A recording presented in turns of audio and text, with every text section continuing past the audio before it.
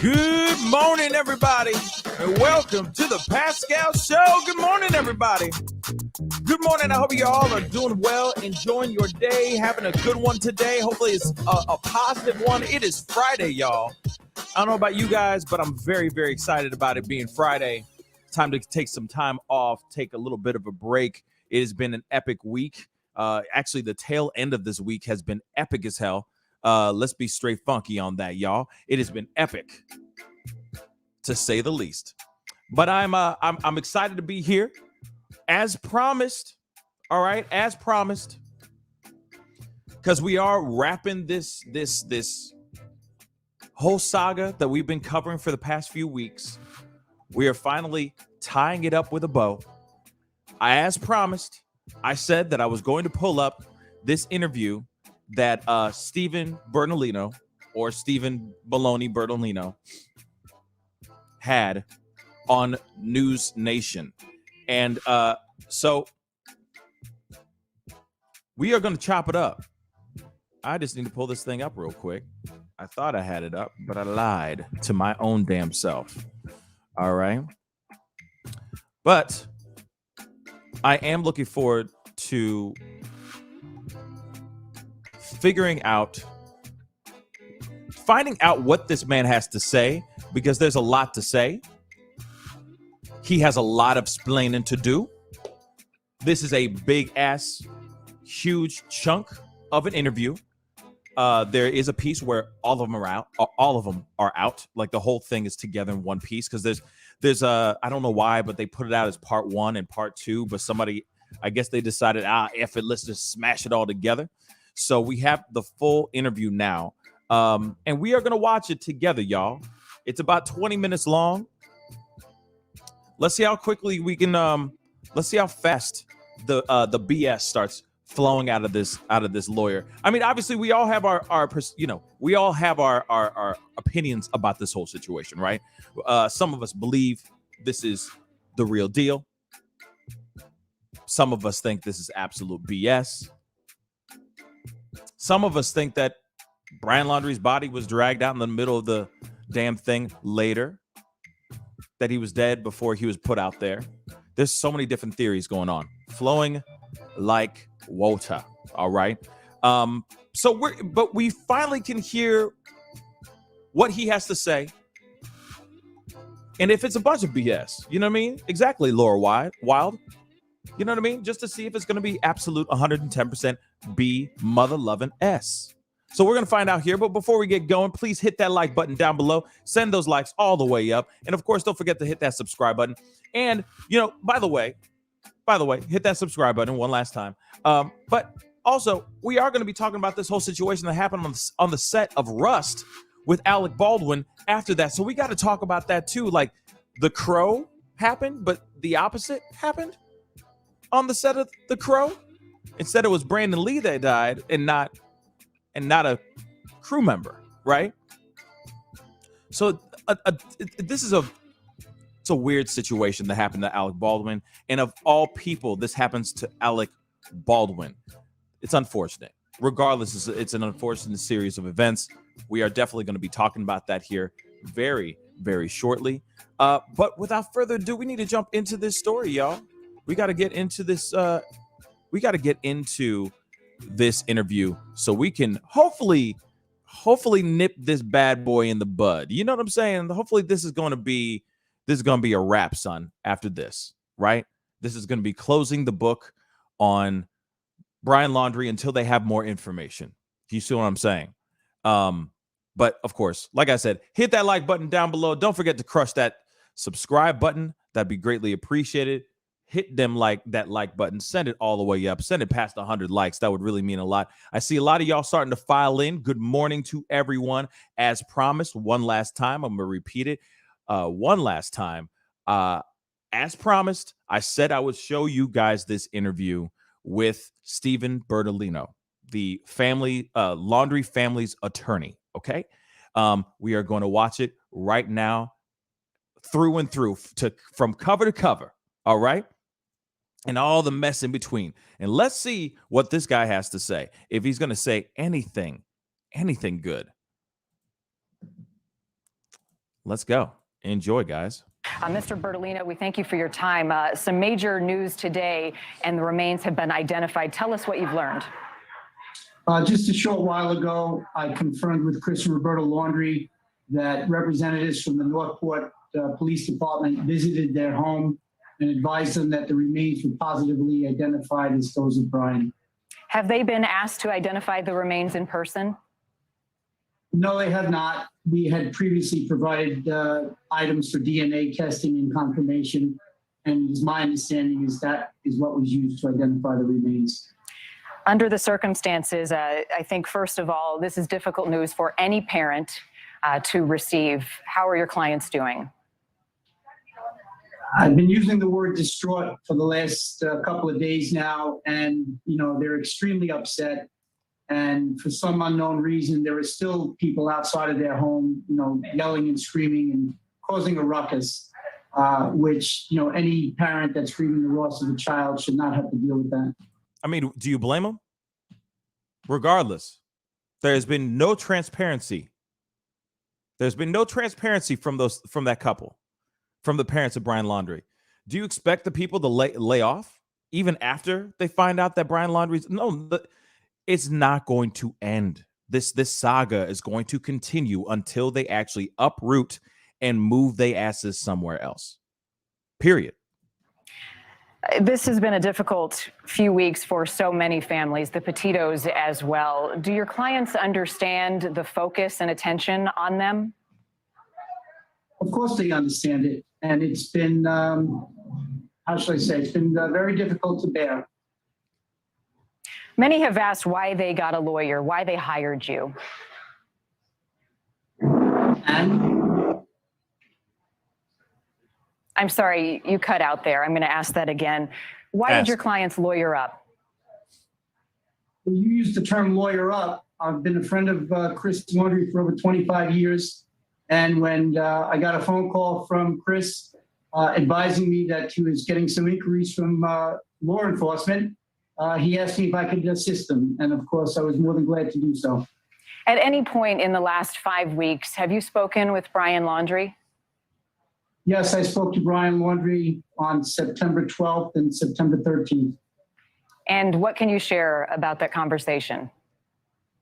Not much. Any conversation I had with Brian Laundrie is privileged. I can tell you that Chris and Roberta have been worried about Brian Laundrie since Brian went out for the hike on that Monday.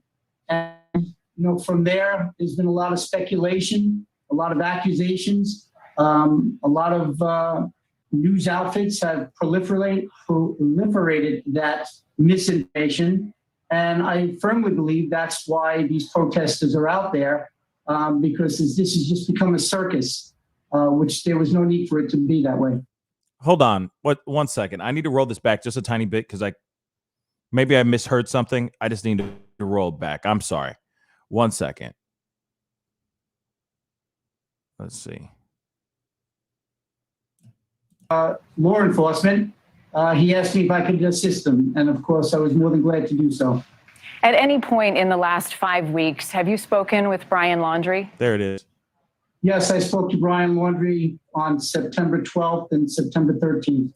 Okay, so I thought I heard that right. Now, I never heard. That's news to me. I mean, maybe this is maybe because I've heard so many stories and I've covered this so much. Maybe this little detail has slipped out from under me, right? This little detail. But I didn't know that he had a conversation with Brian Laundrie. I never knew that until right now. Am I right? Am I the only one in this room that's right now that's consuming this right now for the first time? I'm just curious. Because maybe I'm, like I said, that's. I feel like I never heard about that until just right now. Right? All right. And what can you share about that conversation? Not much. Any conversation I had with Brian Laundrie is privileged. I can tell you that Chris and Roberta have been worried about Brian Laundrie since Brian went out for the hike on that Monday. And, from there's been a lot of speculation, a lot of accusations, a lot of news outfits have proliferated that misinformation. And I firmly believe that's why these protesters are out there, because this has just become a circus, which there was no need for it to be that way. Did you ever see Brian Laundrie in person when he returned to Florida? I did not. And when was the last time his parents saw him before he went hiking? The morning he left for the hike. Have you believed over the last few weeks that he was alive? We were hopeful that he was alive because we had not heard from him and there was no sign of him after all of the search efforts that law enforcement had made. Obviously, each passing day and week, we understood that there might be a grim reality coming in the future. Have they been asked to identify a few weeks that he was alive? Sorry about that, guys. We were hopeful that he was alive coming in the future. There it is. Random thought, but because this is crazy. This is crazy. Isn't it funny that now that his body has shown up, now he's willing to do full-on interviews and get these kind of questions thrown at him? But he wasn't even answering any of this stuff before. He's just been hiding behind his phone, doing his little announcements and statements whenever pieces of evidence have come out. You're telling me that this guy doesn't know anything? You're telling me that this lawyer doesn't know anything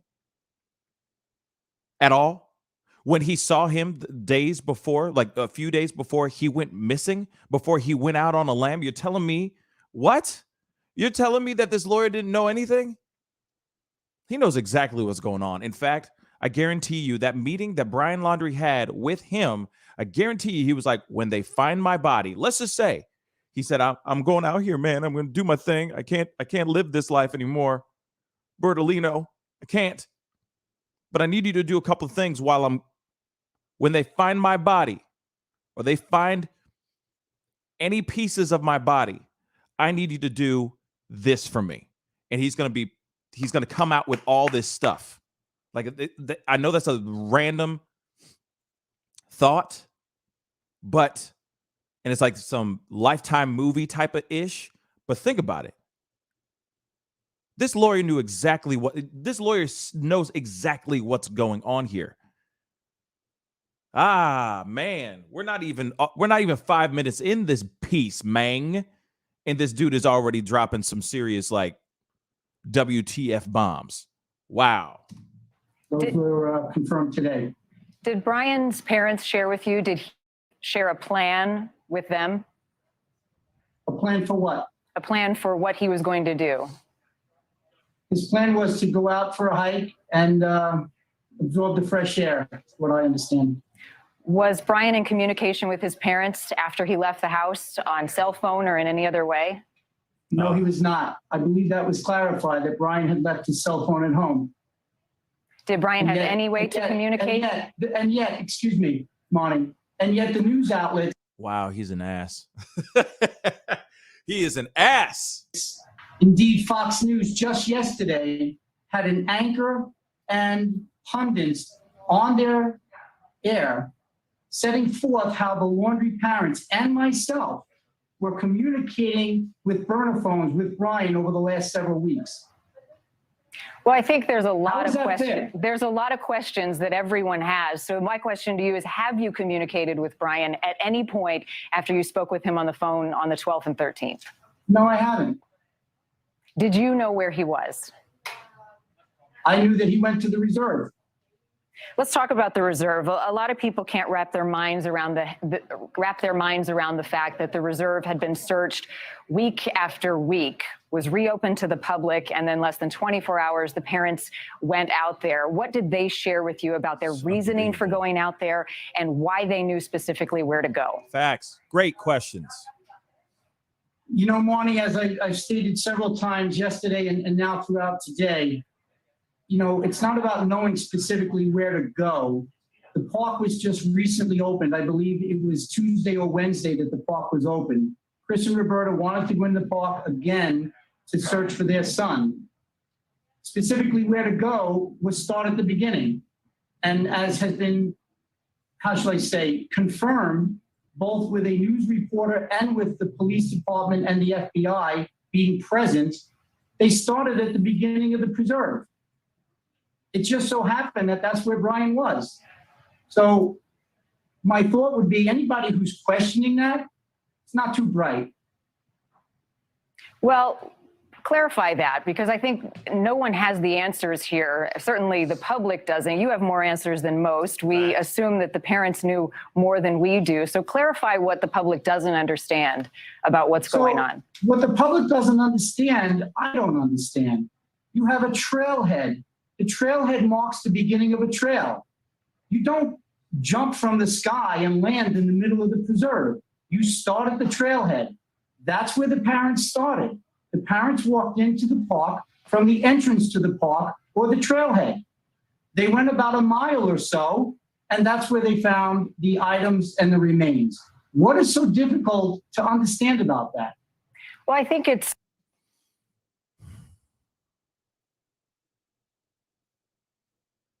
This guy's an ass.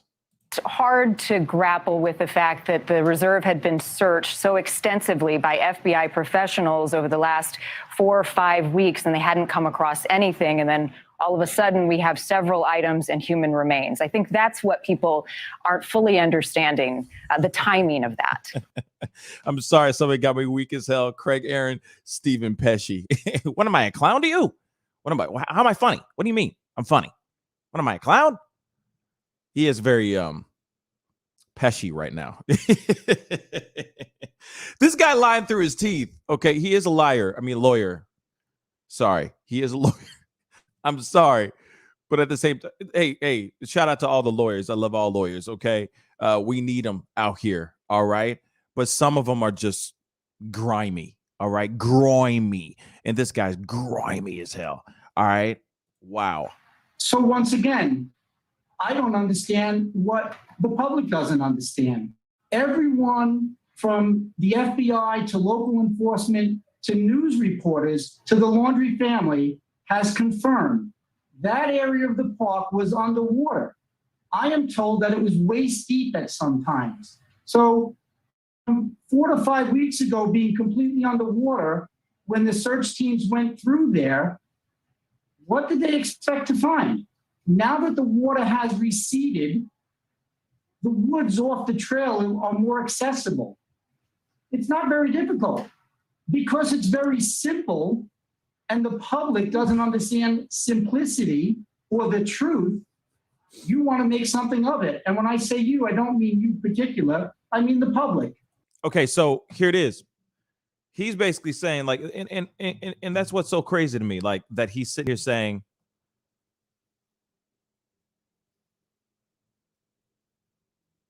thank you, Lisa Avery, so much. She just said in the comment, I sent many people over here a couple days ago just to hear the interviews with the lady that found the lesbian couple and interview with the aunt. Thank you so much, Lisa Avery. I really do appreciate you sharing that interview, bringing people over and letting people know about this channel. Thank you. But this guy is actually trying to insult the public now. You cannot blame the public for looking at this and being smart. And I get it. Sometimes the public can be too smart, right? The public opinion can be sometimes too overly complicated, right? Or it can be too intelligent to the point where something as simple as them simply just walking out there. Let's just say they walked out there when the water receded. Yes, he was saying something along the lines of the water being as high as basically waist deep, right? And then all of a sudden, it subsided, and now you find human remains, book bags, and a bag with a notebook in it. Okay, let's just say that the family, it just happened to be happenstance, right? A coinky dink that the family goes out there, and that same day, within hours, the father finds a bag, they find a backpack, they find the human remains, all in one sitting within seconds. Now, you got to understand, the public does understand simplicity, but everything that has revolved around this story, this case, Brian Laundrie being out on the lam has not been simple at all. So for it to be a result that is that simple, the public is having a hard time wrapping its mind around it, because it's kind of like, this can't be this easy when this whole thing has been complicated from the get-go. I'll continue. But he is insulting the general public right now by saying we are overcomplicating things. But can you blame us? If they came forward, said the things they needed to say, all that ish, maybe the simplicity would work. Maybe the simplicity would suffice. But right now, this is still a very complicated story. And for it to wrap up and be and end on the day that they walk out there, the same day, seems sus to me. So you can't blame the general public for thinking that there's more to this than meets the eye. So walk us through the phone call that you got from the Laundries. Was this Tuesday night? They said, we want to go back out to the reserve. What was that conversation like, and what did they tell you? So to be clear, I talked with the Laundries at least twice a day for the last month. And when I spoke with them on Tuesday evening, Chris informed me that he wanted to go to the reserve on Wednesday with Roberta. They wanted to know if I thought that was a good idea. We talked about it. I said, it absolutely is a good idea, and it's fine, you should go. But are you concerned about being followed by the press? They indicated to me that they were concerned about the press, but they were willing to deal with it as they've been dealing with it. I said, I think it's a good idea to notify law enforcement, and I did so through a text message to my contact at the Northport Police Department. The responsive text message was a very short, thank you for the heads up. Wednesday morning, when Chris and Roberta were at the preserve at 7 a.m., law enforcement was there respectfully to accompany them. And what I was told afterwards, that their main purpose or concern was that the press didn't harass the Laundries through the preserve. Did they ask you to contact the police? No, they did not. Obviously, it was something that I suggested, and it's a good thing that we did. It's imagine what the public would be thinking if the police weren't there. Imagine what the public would be thinking if a lot of this wasn't caught on video. And still, with an independent reporter and a representative of law enforcement from a local agency, a representative from the FBI being present, and you still have these nonsensical people putting forth ideas that certain items were planted. You've called that hogwash. You've called the suggestion that items were planted were hogwash. Why is that? I'm sorry, we were speaking over one another. Can you repeat that? Yes, of course. You have suggested that any claims that the Laundries planted items in the reserve is hogwash. Why?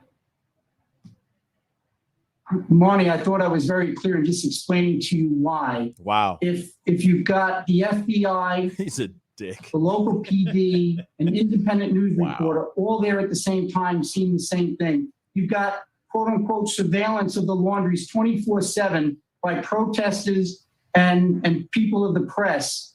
When did you think these items were planted? And do you really think the Laundries had skeletal remains of their son, in a plastic bag and brought them to the preserve? Do you realize how ludicrous that is? How aggravating, how maddening it is to even hear those things? And the fact that it's being put out there by the press as well, that's where my level of frustration and anger is coming from. Maybe somebody with a platform should step up and say, hey, knock it off. This is just silly. So if I'm the only one who has to say that this is hogwash because I didn't want to say the word bullshit, then I'm going to say it. It's bullshit. And I'm sorry if John Q. Public doesn't get that. Hold on.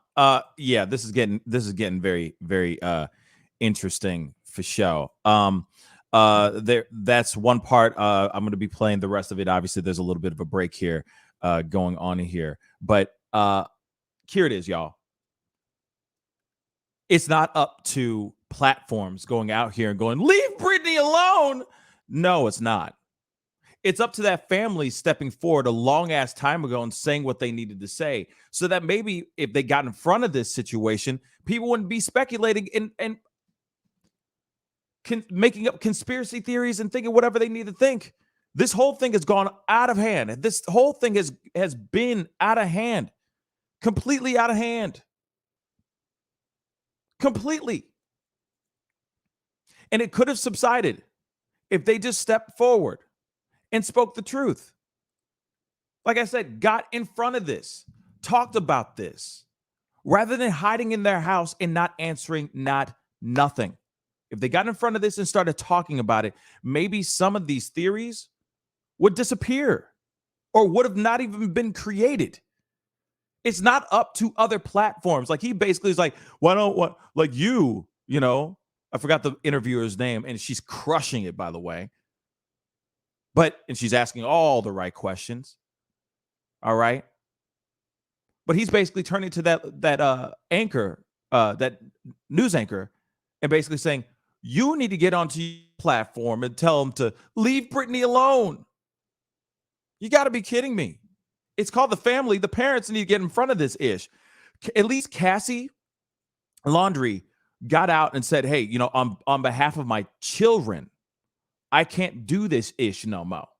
So I'm going to get in front of this so that I can have some sleep and y'all can leave me alone and stop screaming outside of my house.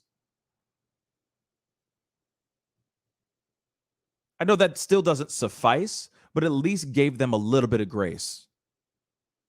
They could have done the same damn thing. They could have gone on Dr. Phil.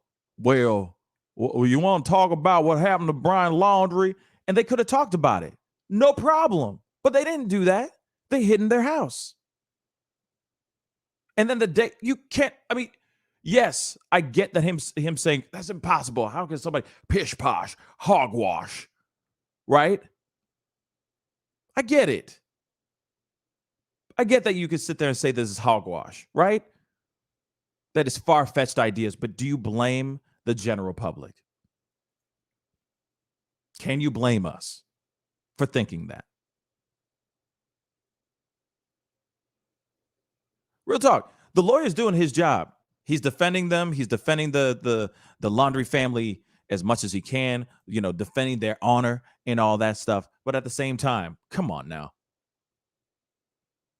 Come on now. Don't insult the people that have been watching this and all they've been wanting to know is where he is and what really happened to Gabby. And that's it. You know, don't call it hogwash when you guys have given the general public nothing. You gave the law enforcement nothing until the very, very end.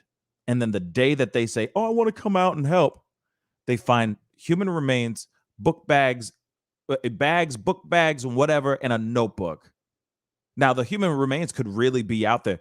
This is my theory, that they knew exactly where he was, that they knew he was somewhere in that area, for sure. My theory is the bag wasn't there. Like, the book bag was there because he was carrying that on his back while he was trying to kick rocks. But I think he did take his life out in that area. They knew exactly where he took his life. They knew exactly where he was. That's what I think. But like I said, you can't blame us for hypothesizing, creating conspiracies. You can't blame us. If you're not telling us anything, and we've been covering these stories, you can't blame us for creating more or trying to fill in the empty spaces, right? Beginning, the public has been watching this case unfold, starting with Gabby's disappearance. I think everyone understands your client's right to stay silent, to not talk. That silence does not presume guilt. However, in the court of public opinion, the last few weeks have been difficult. Legally, I understand that argument, but ethically, did they ever consider reaching out to the Petitos, reaching out to law enforcement in help finding Gabby? Unfortunately, Marnie, I can't have that conversation with you at this time. Why is that? I just can't. It's not the appropriate time to have that conversation. But it's an ethical conversation, not just for the parents of Brian, but for you as an attorney. At any point when they were searching for Gabby, did you feel the need, compelled to help? I can tell you that at this moment in time, Chris and Roberta Laundrie just learned that their son's remains were identified. He is now no longer with them. At some point in time in the future, there may be more information as what I felt, what the Laundrie, what we quote ethically, thought about the case. Now is not the time to do that. You've asked me the question 2 or 3 times. I'm going to respectfully tell you again, it's not the time to discuss that. I'm going to run that back one more time because I want to make sure you guys heard that question, because it's a fantastic question and it's unbelievable how he danced around it. So I'm going to roll it back one more, just a little bit, because that was phenomenal. 1 second, guys. Silent to not talk. From the very beginning, the public has been watching this case unfold, starting with Gabby's disappearance. I think everyone understands your client's right to stay silent, to not talk. That silence does not presume guilt. However, in the court of public opinion, the last few weeks have been difficult. Legally, I understand that argument, but ethically, did they ever consider reaching out to the Petitos, reaching out to law enforcement in help finding Gabby?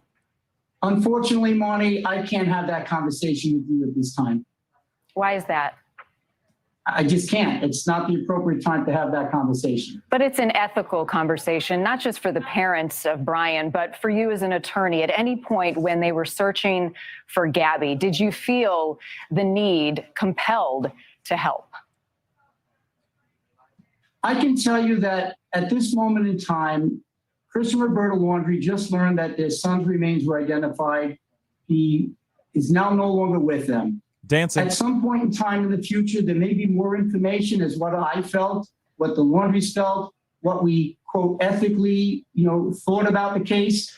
Now is not the time to do that. You've asked me the question 2 or 3 times. I'm going to respectfully tell you again, it's not the time to discuss that. So he knew everything. He at least knew where Gabby Petito's body was. He at least knew that. But because of attorney-client privilege or something like that, he couldn't say anything. See, that's the thing. He knows it all. He knows everything. Real quick, I want to say a big thank you to Nikki Narrison for the $20 super chat. Thank you so much. She says, good show, Pascal. Thank you so much. I appreciate you sending me that $20 super chat. That really does mean a lot. But this lawyer knows everything. He knows it all. All right. He knows it all. By the way, one thing that I do know is that there are over 700 souls on all platforms right now watching the show. Please hit that like button down below. And if you haven't done it yet, hit that subscribe button. Send those likes all the way up. I'd love to see it go past 200 likes. That would really mean a lot, okay? We're going to continue on this thing, but I think he knows everything. That's why he's dancing around this question, and he's literally tiptoeing around this question, finessing his way around this question for show. Let's continue. Have the Laundries reached out to the Petito family at all? And has the Petito family reached out to them in recent days? The Laundrie family has not reached out to the Petitos, and to my knowledge, the Petitos have not reached out to the Laundries. What are the Laundries' plans now? At the moment, they're going to grieve their son. And then what? Monty, I don't mean to be rude, and I know you have a job to do. They were just told less than a half hour ago that their son is deceased. Do you think that they really have thoughts on anything other than that their son is no longer with them? They've had 3 weeks to mourn the death of their son. I'm just letting you know. I really do think that they've been known that their son was dead, or at least had already entertained the idea in the back of their heads that their son could possibly no longer be on this planet. They've had plenty of time to grieve. Real talk, no matter what, the son was dead as soon as he drove off to that reserve on that Tuesday, where they said, oh, he left and he never came back. Oh, I'm so sorry. They already said their goodbyes. This is my theory. They've already had their, the father and son already had their moment of like, I love you, son. You know what I mean? I love you, dad. You know what I'm saying? They already did that conversation. You feel me? They already did all that ish. And then guess what? He went off, like Shane, like that Western Shane. He just, rode off into the sunset, never to return again. They already knew. They've already prepared for the fact that their son is dead. No matter what, even if they were saying, oh, well, maybe he'll just get caught and he'll be brought into jail. No matter what, he's still dead. Does that make sense? When he gets locked up, he's going to be locked up for a very, very long time. You can consider him dead, basically. But no matter what, this man was dead as soon as he left. As soon as he disappeared,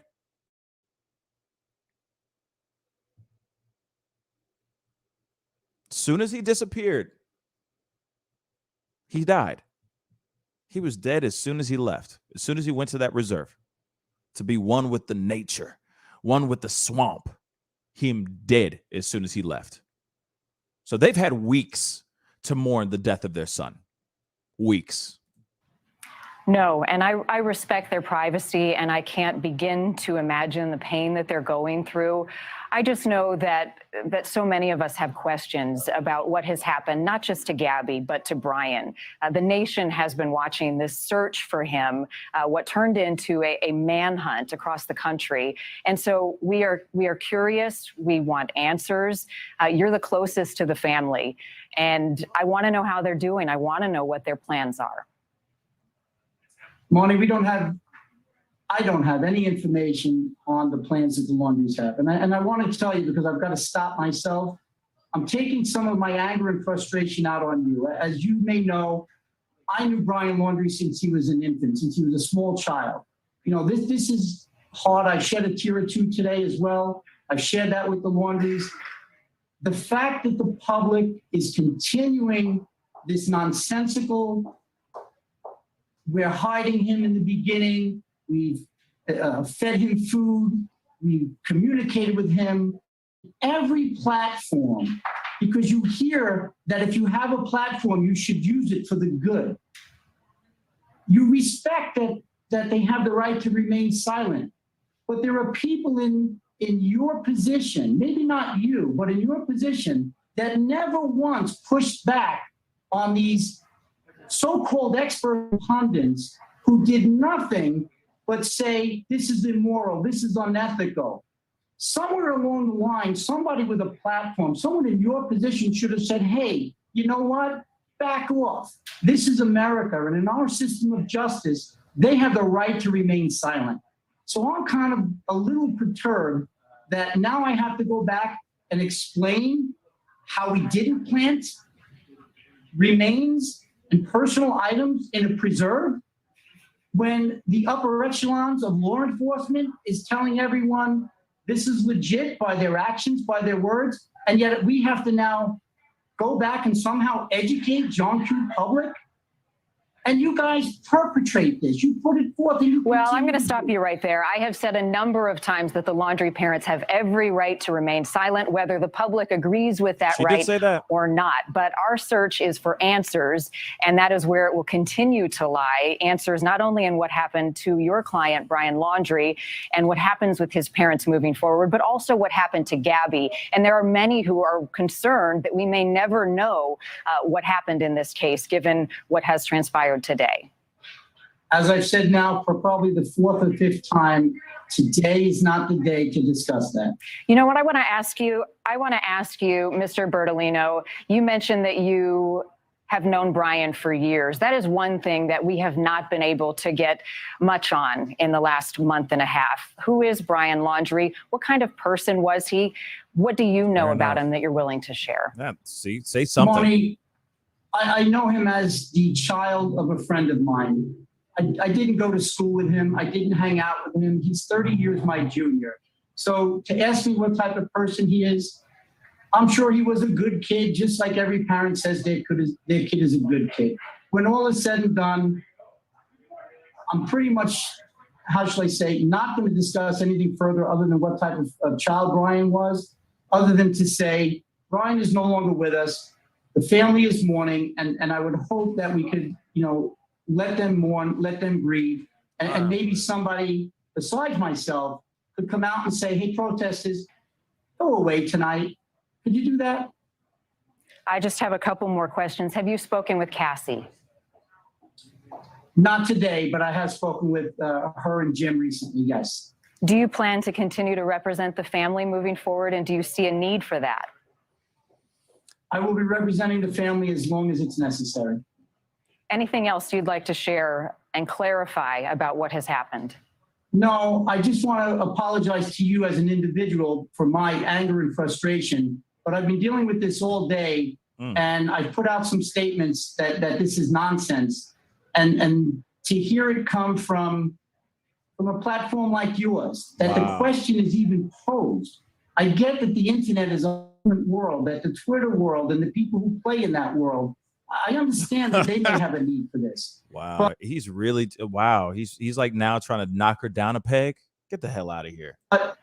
for more respectable organizations to do the same thing, I find troubling. What do you find so troubling about the public's curiosity and search for answers? Hold on. And I love how diplomatic she is about giving him, receiving that kind of insult. And she's just kind of like, well, let me find a different way of saying F you, bitch.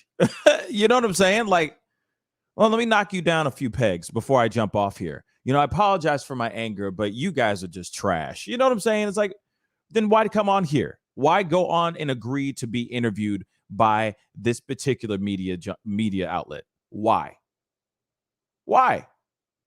You're coming in here being a jerk like that.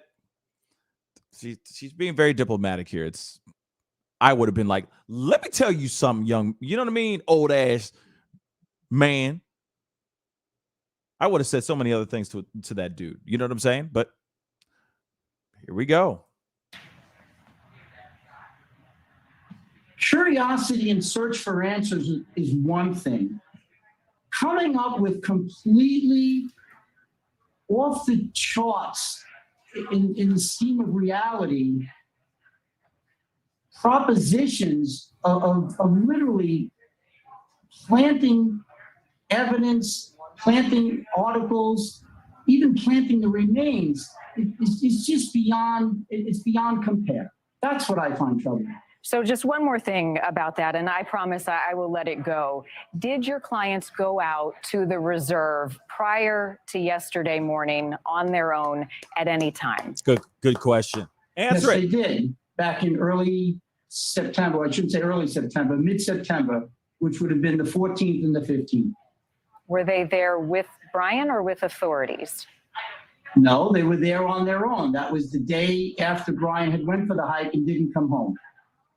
And what did they do there? They walked around the trails looking for Brian initially.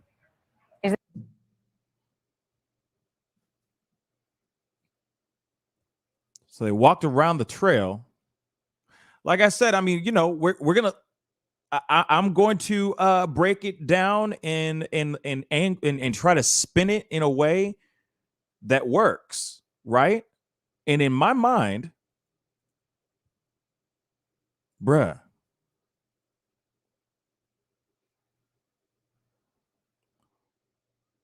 what if let's be real. What if he did take his own life?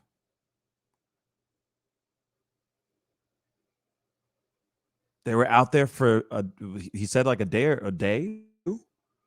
What if they went and I'm just saying, what if they said their goodbyes out there? Maybe he did something like, he used a weapon or he used medication or something like that, said his goodbyes and perished. So they knew where he was. Like I said, It doesn't make any sense. Like maybe, because for everyone to sit there and go, oh yeah, for him to sit there and go, oh, it's hogwash for them to go out there with body like human remains, like his skeleton, and then just randomly drop those things out there that day, right? But what if it was already planted? Hence the reason why this particular Wednesday, that's when the parents were like, we're going to help you guys out. All right, let's nip this in the bud. And then they go, yeah, let's look over here. Oh my gosh, lo and behold, a book bag, and some body parts. What if they already knew exactly where their son was? His remains were, at least. His body was, at least. I'm just saying, what if during that time the water wasn't all the way up? Maybe the waters weren't high at that time. What if? I'm just saying, what if? And then they either planted the body out there or they said their goodbyes right out there, and then he died. And then, of course, nature went and did its thing. Lions and tigers and bears and suns and all that stuff, alligators and snakes and water and all that stuff ravaged his body, his dead body, his already deceased body. I'm just saying. Like I said, those are all, like I said, I'm making up these conspiracies. These are just theories. But why would they go and they say, all right, finally, we're going to go in this particular area with y'all on this particular Wednesday. And oh my gosh, we found his stuff like that. That does not make sense. So you like I said, Bertolino should not be looking at us and be looking at the general public, all right, and saying, what the hell is wrong with y'all? It can't be that simple. Well, not all the time. Like I said, this whole thing has been incredibly complicated. And I'm saying this time and time again. I'm going to say it. Bertolino, Baloney Bertolino knows everything. He is the key. He's one of the keys to this whole thing. He knows everything. I guarantee you that. He knows everything. Let's finish this up. Is this when they picked up the car? On the second day, they picked up the car, correct. Did they find any items or anything that led them to believe that he was out there at that time? They were out there for 2 days. Beside the car? No. All right, Mr. Bertolino, we appreciate your time. I know this is a difficult day for many, including you. We thank you for giving us a moment to talk about it. Monty, once again, I want to apologize to you because I don't mean to take my frustration out on you. You are the first person I've spoken to since I've learned the news. And, I'm upset, I'm angry. And for the last 4 hours, I've been dealing with, I have to just call it nonsense. Well, I'd like to extend an invitation to you to come back on when you're ready to share more, and also to Brian Laundrie's parents when they're ready. Good enough, Monty. Thank you. Have a good evening. So, all right, there it is. The full mother-loving interview. Let me say this, though. Well, hold on. I got to run that last piece one last time. I've spoken to since I've learned the news, and I'm upset, I'm angry, and for the last 4 hours, I've been dealing with. I have to just call it nonsense. Do you expect anything less from media or any other person that you've agreed to go onto their show to be interviewed about Brian Laundrie and the fact that Brian Laundrie has been found dead? Why is Baloney Bertolino so surprised? Why is he so thrown aback that, holy cow, these people, how dare they ask me these damn questions? That's the whole reason why you went on here, to save face in a way, or maybe bulk up your business, right? I mean, this is still publicity for that ass, for his esquiring ass. So, like I said, it doesn't make any sense, any of this. But you hear that they were out there around the 14th, 15th, or something like that. If I got the dates wrong, I'm so sorry. I know some of you guys have been, some of you internet sleuths have been on this like a mother lover, okay? But they were out there for 2 days, allegedly looking for Brian Laundrie, and then at some point they went and got the car and drove it back home, the Mustang, his car, right? So with that being said, who's to say that they didn't do anything out there during that time? Who's to say that he took his own life and then they put him out there?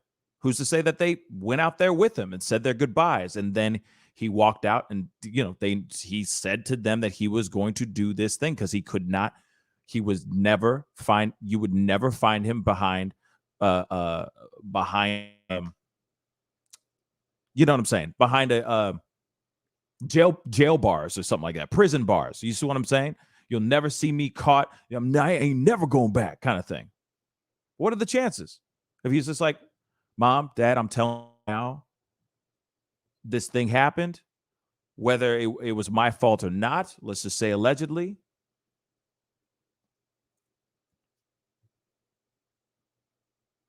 I mean, turning to his parents sitting there going, I'm telling you, if they come for me, I ain't going in. I'm sorry, Mom and Dad. I'm just letting you know. I ain't going in. What are the possibilities? And then they're just like, okay, son, that's your choice. And that would be death for us too if you were if you were locked up in a cage too. What are the chances? I'm just saying. What are the bloody chances, y'all? Real talk. I mean, the possibilities are endless, right? But that's the problem. The reason why we are dressing up these possibilities is because we have no information, right? We have gotten no confidence from anybody. No one's told us anything in confidence. No one's told us anything. So of course we're sitting here looking at this and going, as I always say, the math ain't mathin'. And you cannot tell me that was the worst series of events for that couple, for the Laundrie parents, Christopher and Roberta. This was a very bad look for them. Doesn't matter if it was they just happen. There's a quinky dink. They walk out there for one day, and they find remains, all of his and a bunch of his items.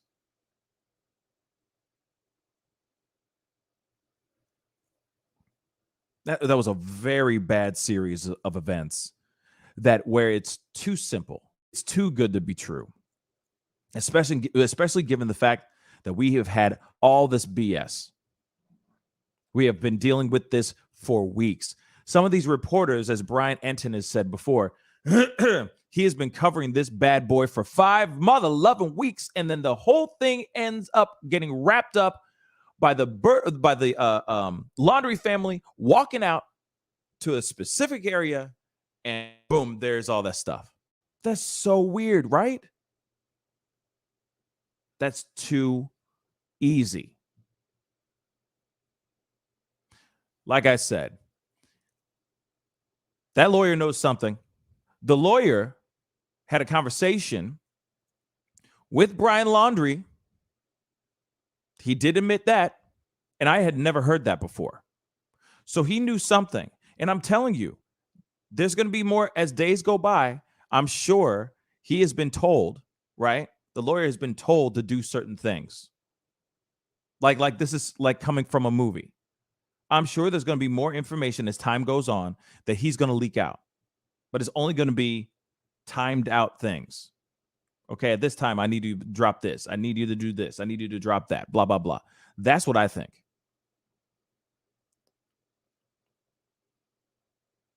All 3 of them, Roberta, Christopher, and Stephen Baloney Bertolino, know exactly what happened. They knew exactly where their son was. There were questions here that this reporter asked that he could not even answer. He was like, I'm not at liberty to say any of those things, which in my personal opinion is admitting to certain things. I can't say that. I can't confirm nor deny. You're basically confirming it. If you can't even step in front of it and say, no, it's not like that, bruh. Here it is, though. Just saying. Be sure to hit that like button down below, guys. Send those likes past 300 likes. I see almost 1,000 people watching the show, 1,000 souls watching on all platforms right now. If you haven't done it yet, please follow me on Twitter. All right. Please follow me on Instagram as well. It is the Pascal Show, one word. That would be greatly appreciated. Okay. Thank you so much for getting it past 300 likes. I appreciate it really very, very much. Okay. But yes, so there's that interview. I promised you guys that interview. Okay. So I hope that it satiated you guys. You know what I'm saying? Like, you're feeling it all the way down to your plums. Okay. But this whole story is very strange to me.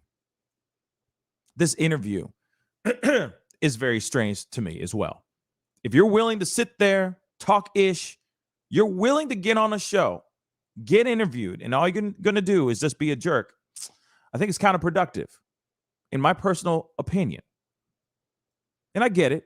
Only hours before he had found out that Brian Laundrie is indeed dead, right? I get that. I understand you. I would be pissed off too. I'd be upset too.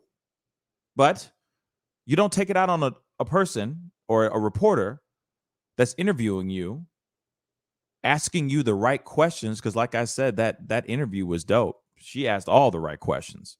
I applaud that reporter. But there's no reason to be going off on her or media in general.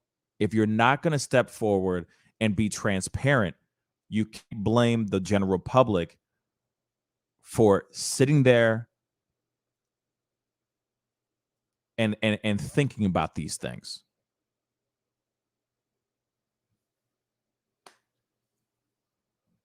Just saying. I mean, the lawyer is doing his job, and his job is to do this. He's getting paid to protect the couple, but at the same time, that couple at some point needs to step out and say something.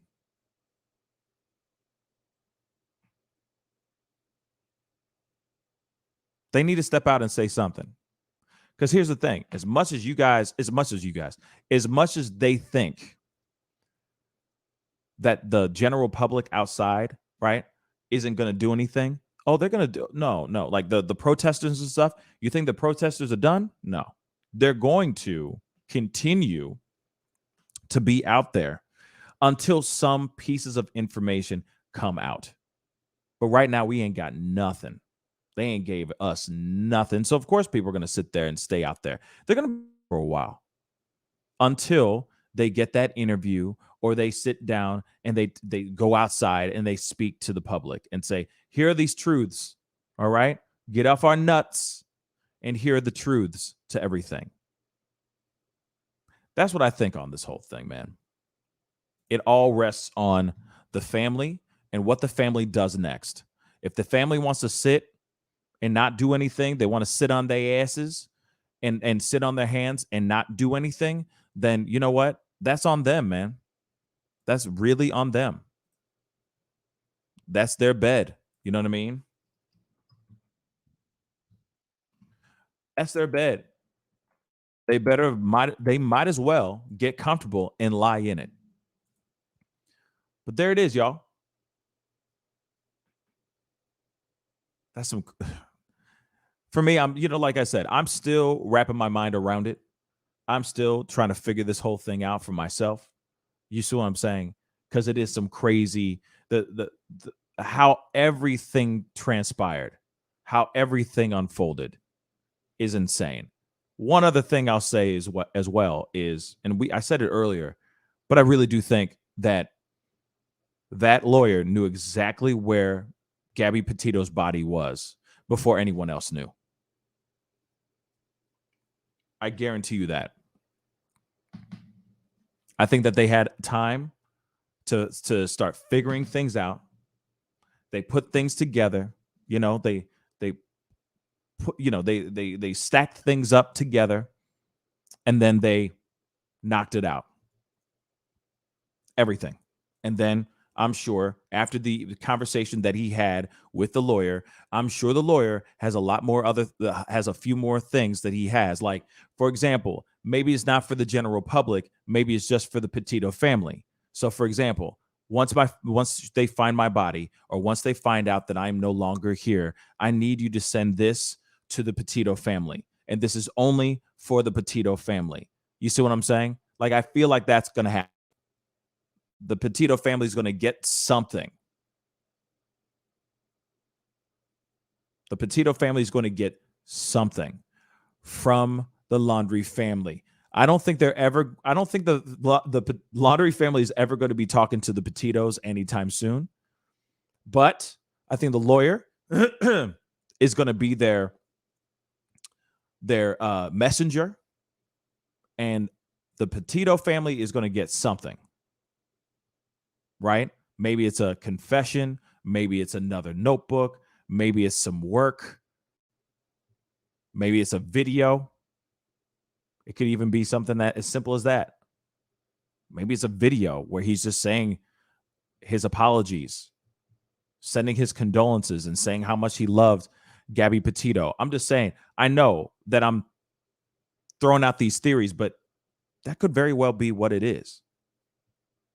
Why would he have to have a conversation with the lawyer before he ran off? If he knew he was going to run off, like what? Like he says, well, what would happen to me if I run off? Like what? Of course, you're going to get arrested and you're going to get thrown in jail. You don't need legal attention for that. You don't need legal expertise or legal advice for that. So why did he have to have a meeting with the lawyer, with Baloney Bertolino, before he kicked rocks? A day or two before he kicked rocks. And remember, he'd been home for a while with Gabby's car. So he had plenty of time to do whatever he needed to do to set things up before he left, if he really did leave the house, that is. Like I said, the possibilities up in this piece are endless. Endless. So, can't blame us for thinking all of these things. You know? I appreciate it. Guess who? Bingo. You know what I mean? Like I said, yes, Gene Burke. You know what I'm saying? The math isn't mathin', or the math ain't mathin'. You feel me? You see what I'm saying? That it's just not computing for me. I love it. Like I love the fact that we are getting all this information and we're trying to unfold it within us as a group and as a family, right? And as a chat. But as much as you look at it and you keep looking at it and you keep going over it over and over and over again in your head and out loud, and even when I speak with you guys, still to this day, I'm going, this will not suffice. This is not enough for me. You see what I'm saying? You know how it is when you go on that diet. You know what I'm saying? You're used to eating a certain way, but then now suddenly you're eating a little less. It's still a hearty meal, but as soon as you're done eating, you're still going, man, I'm hungry though. You're like, anybody else you still eating that salad? Like I can eat a salad. You know what I'm saying? I just need something else to fill up this emptiness, right? That's what it kind of feels like. Like, sure, it's hearty. Sure, I'm feeling it. But is this enough? No, I am not full. Now, I understand they're saying there's an NBC interview that there was an interview on NBC. I don't know. Please send it to me if you can, because that's news to me. Yeah, if you could send it to me, that would be great. Because I don't know. Let me see if I can find it real quick. Hold on real quick, guys. You guys got me working. And then, of course, we got to jump into this Alec Baldwin thing in here in a second. Oh, wait a second. Oh, boy.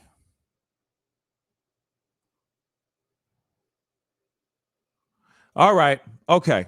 Okay. All right. Okay. Okay. All right.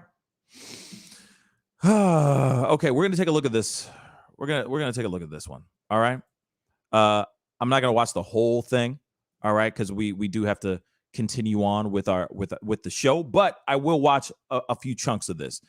Somebody just said, I think it was Tammy from the block said the NBC interview reveals a whole lot more as well. So let's hop into it. Okay, let's take a look at this ish and see what's going on, what is revealed in this one as well. All right, this is a completely different interview with a completely different dude.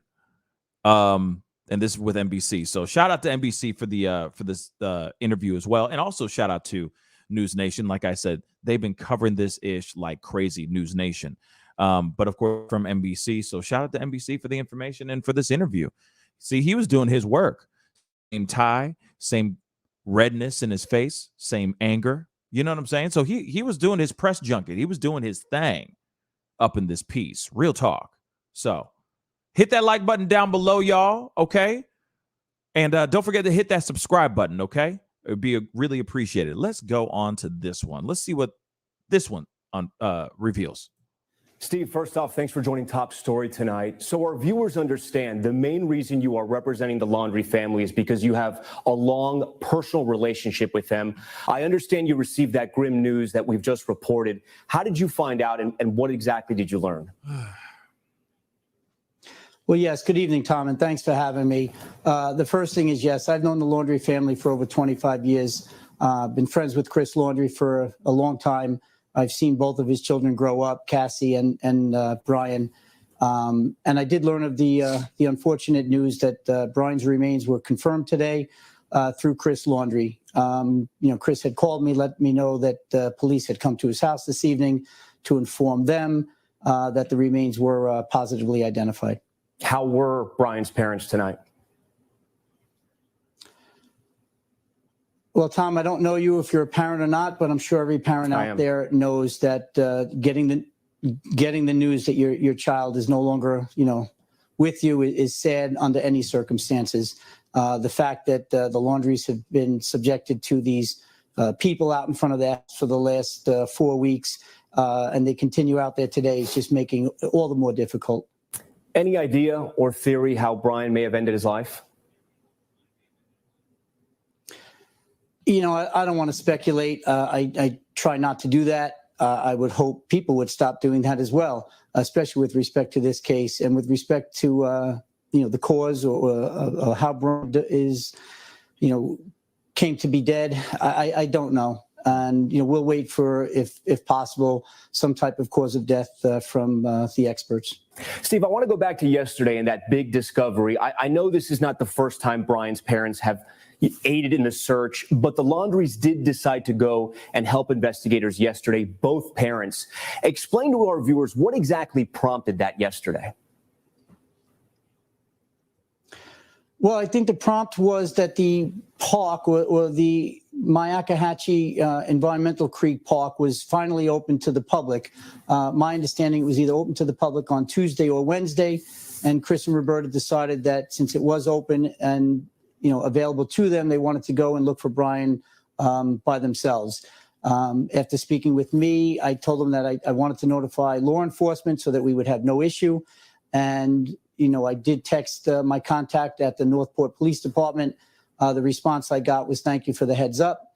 And the law enforcement did show up at 7 a.m. at the park entrance to meet Chris and Roberta. What do you say to all those people out there who say this is really a strange coincidence? Both parents go out, mother and father, and then suddenly these big clues turn up, including what we now know are the remains of Brian Laundrie. As I said to you a moment ago, I've known Brian since he was a small child. So this is hitting me today, too. I'm a little bit angry that people are even speculating this way. And primarily because, it's not just the Laundries, it's local PD, it's the FBI. It was an independent news person who happened to be there filming. And that's all fortunate that police were there and the film crew was there. The FBI put out a statement. I forget the gentleman's name. He said, listen, we searched this area several weeks ago. It was underwater. There have been numerous people who have said this area was waist deep in water. I think every searcher who was out there will attest to that. So people with firsthand knowledge of the conditions of the park have said that this was under 2 to 3 feet of water, and yet still John Q. Public can't get it in their head that these areas were inaccessible, and the items that were located today, or I should say yesterday, perhaps couldn't be seen. Okay. Now, shout out to Lady Justice. She's also co-host on this show, if you don't know that. She sent me an article yesterday that I read on the show last night when we found out that the human remains were actually Brian Laundrie's. And they said that there was a canine, I guess a canine trainer or, and former police officer that basically said there is no way on God's green earth that his dogs, trained dogs, would not be able to smell death, would not be able to smell a dead body while they were out there. And then suddenly they find a dead body. So, and that's from somebody who was out there, right? Wrangling these canine, these cop dogs, these cadaver dogs and all that. These are trained dogs that can smell dead bodies. And they said they didn't smell nothing. And then suddenly, boom, they find his skeletal remains, or partial skeletal remains. Now, I'm not sitting here saying that the parents walked out with skeleton bones and dropped the skeleton bones in the middle of the reserve. No, I don't think that. But for the dogs not to pick up a scent at all on any of those things seems a little suspect. Just a little bit. Okay? So we're not just saying it. I'm not just saying it. The FBI is saying it. Everyone is saying it. And yet these platforms are still running amok with these ludicrous and I have to say, nonsensical theories of the parents planting things there. I mean, enough is enough. Steve, when does it stop? When do people... Yeah, we are here today, though, because of the disappearance of Gabby Petito and ultimately her death.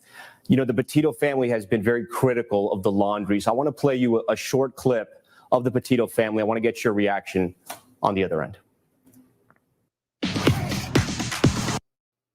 I love that stuff. Sorry, guys. I believe they know probably, if not everything, they know most of the information. I would love to just face-to-face ask, why are you doing this? And just tell me the truth. You know this family. You're representing them. How would you describe the Laundrie's interaction with law enforcement? So, as I mentioned a couple of times today to other news organizations, today is not the day to discuss the Gabby Petito case. I understand that was the impetus, that is the reason why all this is happening. But that doesn't explain why people come up with these nonsensical theories as to yesterday's events and some other events. It doesn't explain, Tom, why major news organizations just yesterday on Fox News, an anchor was accusing me of communicating with Brian with a burner phone until his solar power ran out and I could no longer communicate. That was from an anchor. You had pundits on CNN just last night with all kinds of theories. So my anger and my frustration, and when I say when does it stop, what I'm saying is when does it stop that these conjecturists, these theorists, people who have no firsthand knowledge, and specifically with yesterday's events, you have people with firsthand knowledge telling you how this played out, and yet people still don't believe it. So I'm going to focus on that. I'm not going I to hear talk you. about the Petito family. They suffered. No, Tom, let me finish. Yeah. They suffered a grave loss. Jesus. And on September 14th, when I first went on video, I said there are two families here that have suffered a great tragedy. There are two young people that have now lost their lives. There are parents that are suffering.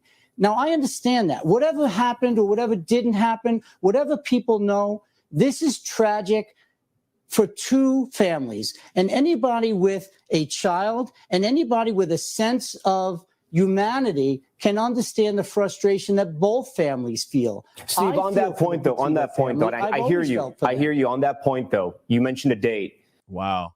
I mean, I guess we're gonna finish this, but this dude is something else. Like, I get it that he has to defend his client and his friend and all that, but at the same time, like I've been saying over and over again, and because he's such a broken record, obviously he's getting the same questions, so he's reacting the same way.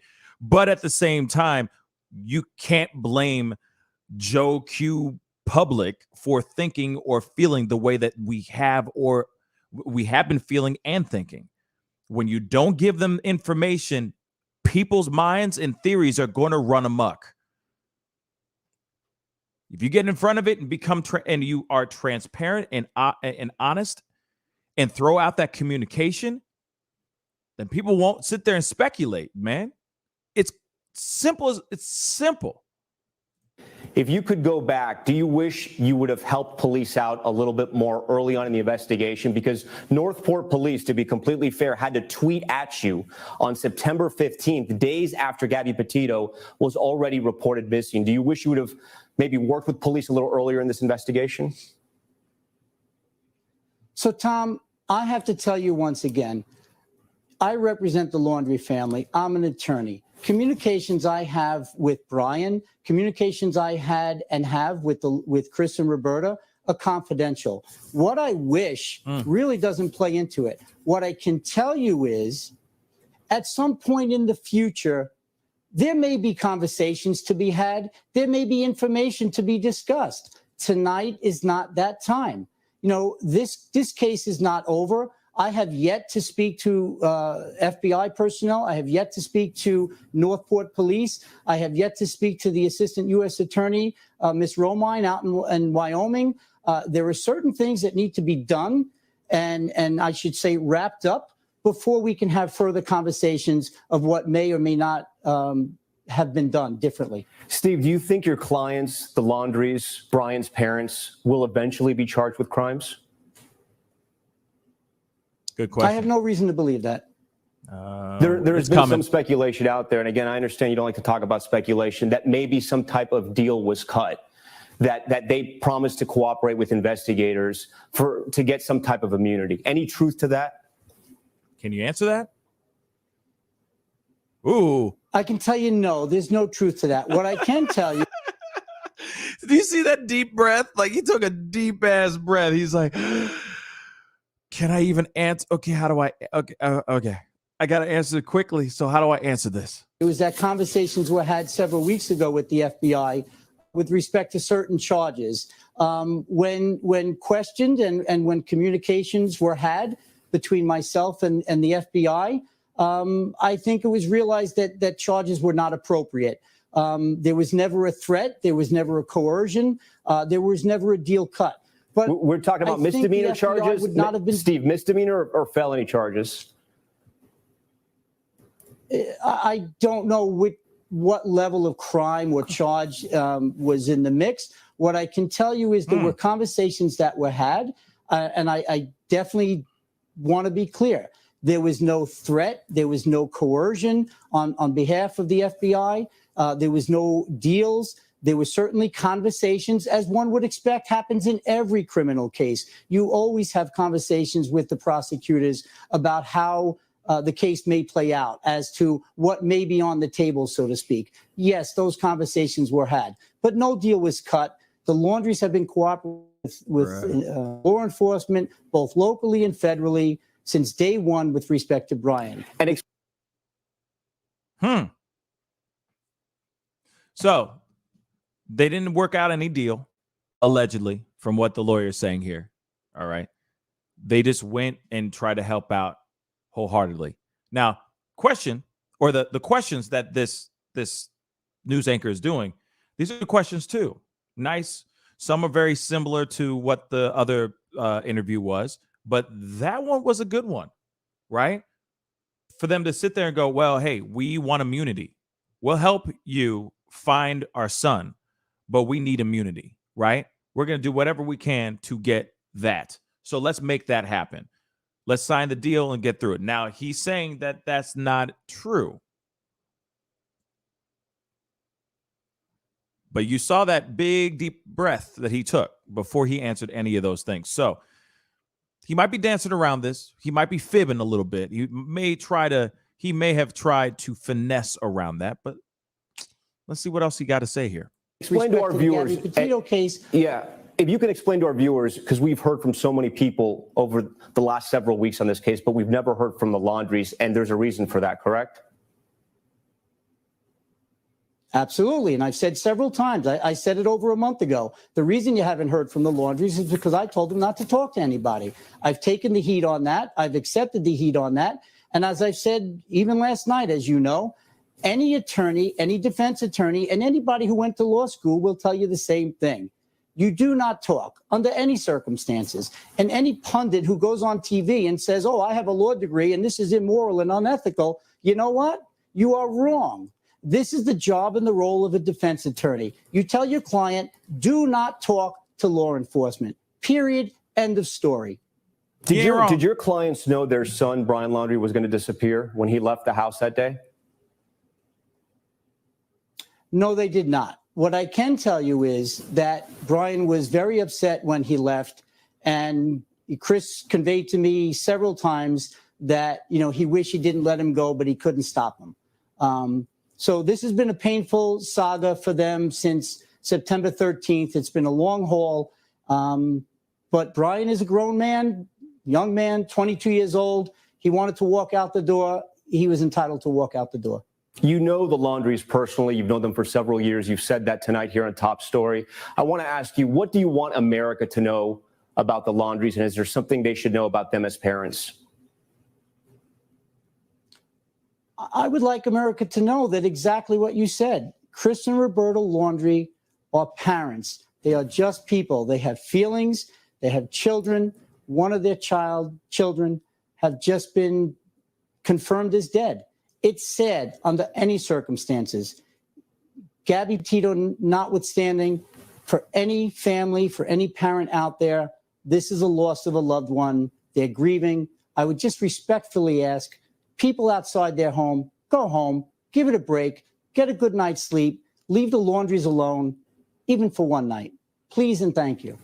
Do you see any scenario where the Laundries eventually reach out to the Petitos, to Gabby's family? As I said to you a moment ago, Tom, there are certain things that need to be, I'll use the term wrapped up. There are conversations that need to be had. When those conversations are had, perhaps at some point in the future, there will be, communication between the two families. I've communicated with Mr. Stafford in the past, the Petito family attorney. I'm sure he and I will be having conversations coming forward. And, what comes of those conversations will remain to be seen. Steve, we thank you for your time. I thank you for answering all of our questions tonight here on Top Story. So there you guys have it. The second interview in all of its glory. There it is. Like I said, he said what he needed to say. And I keep saying that a lot of the things, so again, shout out to NBC News now. I do appreciate them doing this interview and getting a different angle. He did ask some good questions there as well. And the thing is that they're saying that they were not in cahoots with the police or with law enforcement.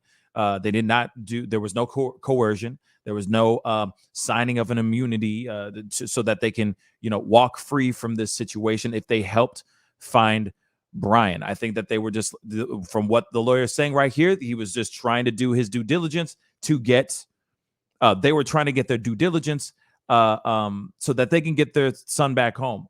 Whether they knew he was dead or not, we don't know that, but we all have our own theories, right? We all have our own speculations and all that, right?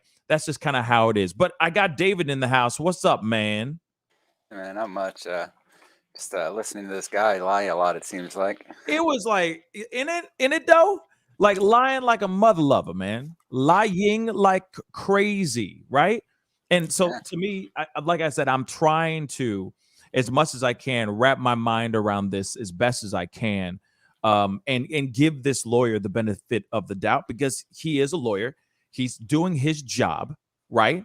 Paid to do exactly what he just did. But it still just doesn't work for me. You see what I'm saying? It's still not making me happy, right? Like I was just saying a second ago, it's like when you go on a diet, right? And you eat a meal, and it's still a good hearty meal, but maybe it's not what you're used to usually eating. So as soon as you finish that meal, you're going, man, I'm still hungry. You're looking under the plate to see if there's some food under the plate, something to satiate that need that you need, right? And I feel like we just got handed like boiled broccoli and chicken breast. You know what I'm saying? Like just extremely not like good for you, well balanced, all that stuff, but just does not fully satiate the need that you have in your body, right? And I feel like that's what it is. You know, the finding out that he was dead and all that. It's just kind of like, that's not good enough for me. The way it all went down is not good enough for me. And I feel like the general public feels the same way as well. It's just too simple. It was almost too simple, almost too easy. But the lawyer, Baloney Bertolino, I mean, he's doing his job. He gets paid to do exactly that. I'm sure if he didn't give a damn about the future of his career, he probably would have been like, I know everything. You see what I'm saying? And just drop all the knowledge. F it. I'm telling y'all all the truth, you know? I mean, it seems like his lawyer is probably in really far over his head at this point. He seems to have a lot of tells when he's lying, and he seems to be lying a lot in these interviews. But yeah, he's probably not even qualified for this sort of case, to be honest. It sounds like he's only got the job because he was family friends with them beforehand. Even though he claims he doesn't know much about their child, it seems like he was friends with them before Brian was even born, based on something I read. So mostly they probably just picked him because he's a friend and they knew him, and not because he's a good lawyer, because he's a lawyer designed to handle these things, and might be biting them in the ass now. Yep. I mean, like I said, what's done is done, y'all. What's done is done. You heard it here, right here on the Pascal Show. Those two interviews, I was only going to sit through that first one, but y'all, I didn't know that there was a second one. Real talk. So I appreciate Tammy from the block, and I know a lot of other people did mention it in the chat as well. I do appreciate the heads up and letting me know about it, because we got some more information from that as well. So don't forget, I see over 1,000 people watching the show right now. Please hit that like button down below. Send those likes past 500 likes. That would really mean a lot. That would be dope as hell. But like I said, you know, I think that now, until we find out more information, we can literally close this book, close this chapter that revolves around Brian Laundrie and Gabby Petito. It's not a fully closed book, though. It's kind of like a to be continued ellipses type thing, right? We will only know more when we hear from either the lawyers or the parents of either family. I think that what's going to happen is people are going to talk about this, or the parents are going to be talking through their lawyers. And I do think that the lawyer, Bertolino, has more information, more things that are going to be popping out as time goes on. It might be a month from now, it might be 2 months from now, it might be tomorrow.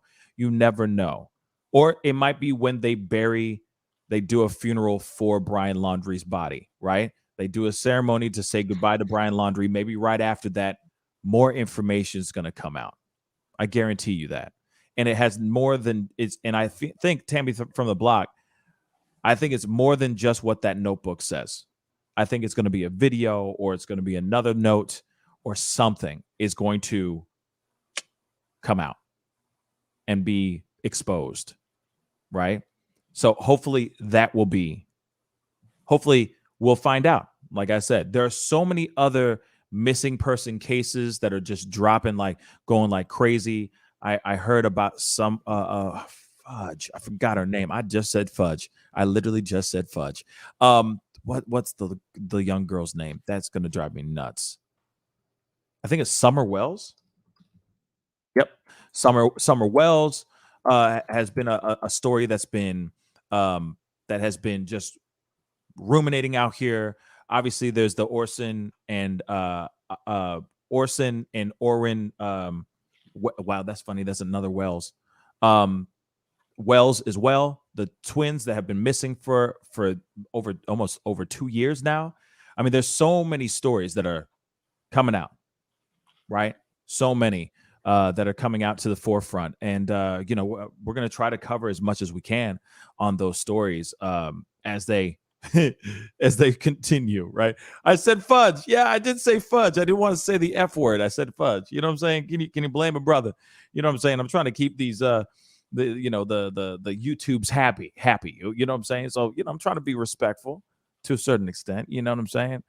Trust me, when I'm not on the show, I'm saying the F word like it's going out of style. I'll be real, you know.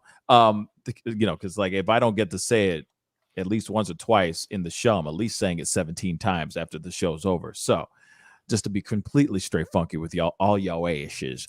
But anyway, we got to go into this next story, y'all. All right. And I think this is going to be the only other story that we do today, because we've already spent an hour and a half on just that alone. David's here with us. I do appreciate you here and talking about this next story, and it's on the title down below. Alec Baldwin killed a camera woman. Kills a director of photography on the set of a movie called Rust with a prop gun, y'all. Killed the DP and wounded the director of this movie on the set.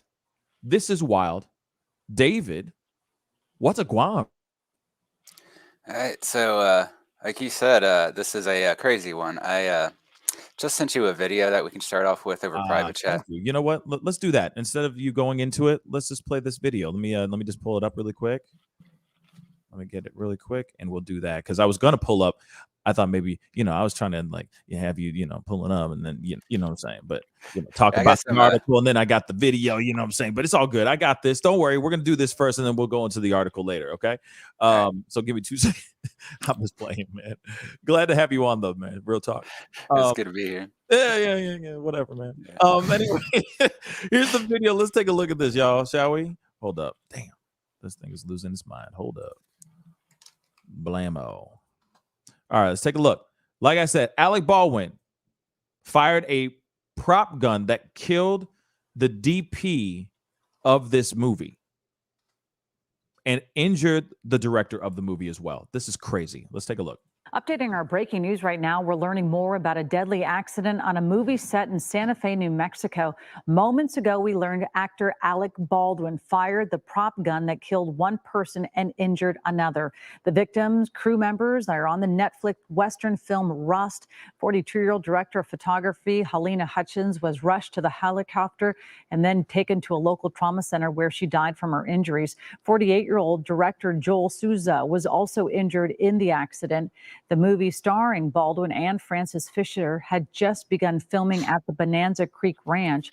Baldwin actually shared a photo from the set of Rust earlier today while in costume. Production has been stopped for the time being. Hello, I'm Mark Brown. So what's crazy is that this whole thing, I'm sorry, I'm trying to get the photo of him. There it is.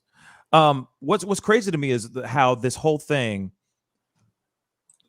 makes me think of The Crow and Brandon Lee, Bruce Lee's son, that died on the set of The Crow. And also, what's crazy to me is that movie still went out. That movie still was put out, right?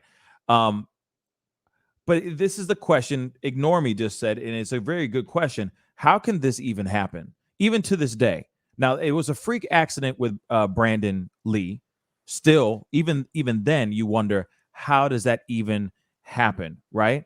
There's a lot of rumors about that one, actually. Hell, a lot of rumors with one for sure.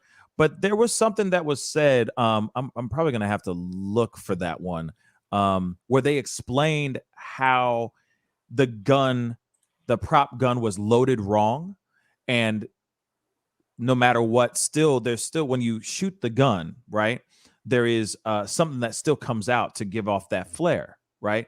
Something about, like, there was a piece, like when it came to Brandon Lee's death, there was like a piece still lodged in the gun. So when they shot the gun, it projected this piece that was still lodged in the gun like it was a bullet. You see what I'm saying? Mhm. And that's what killed him, right? Like, it's supposed to just go and that's it. It's not, it's supposed to make a loud bang and all that stuff, right? But Yeah. nothing, it's not supposed to kill anyone. It's shooting blanks, right? But apparently, like, the cartridge was lodged in the gun. Like a cartridge of the blank was lodged in the gun, and then they shot another round in that gun, and that lodged cartridge got pushed out and killed Brandon Lee. Now, that's the theory. So in my mind, I keep thinking, what if this is what happened here too? That the props coordinator, the stunt coordinator, any person that was involved with handling the weapons did not clearly clear those guns after they were used. You see what I'm saying? Because you're using them, especially if it's a Western. It looks like he's dressed up in a Western type of thing. I'm sure there's a lot of bang bang shoot 'em up type stuff. It's one of those kind of movies, I'm sure. You're using that gun at times. You're firing it off. Maybe somebody made a mistake and did not clear out the cartridge. Things like that has happened. It's happened before, allegedly, when it came to Brandon Lee. So we don't know right now. I mean, as far as I know, it's not a real bullet. We don't know if it's a bullet or not. But who would do that, right? How would this kind of thing happen when they take this stuff so seriously? I mean, I've been on sets countless times where they'll sit there and go, there's weapons on the set, right? They'll explain to everybody, like, here's the weapon, it's here, they'll open it up, show everybody that, it's an empty gun, all that stuff, before they hand it to the actor and say action, right? Or they say there is a live round, there is a live, this is an act.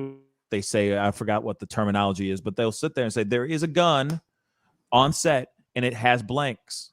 We're just letting you guys know, so on and so forth. How was the DP in the shot? How in the way of the shot?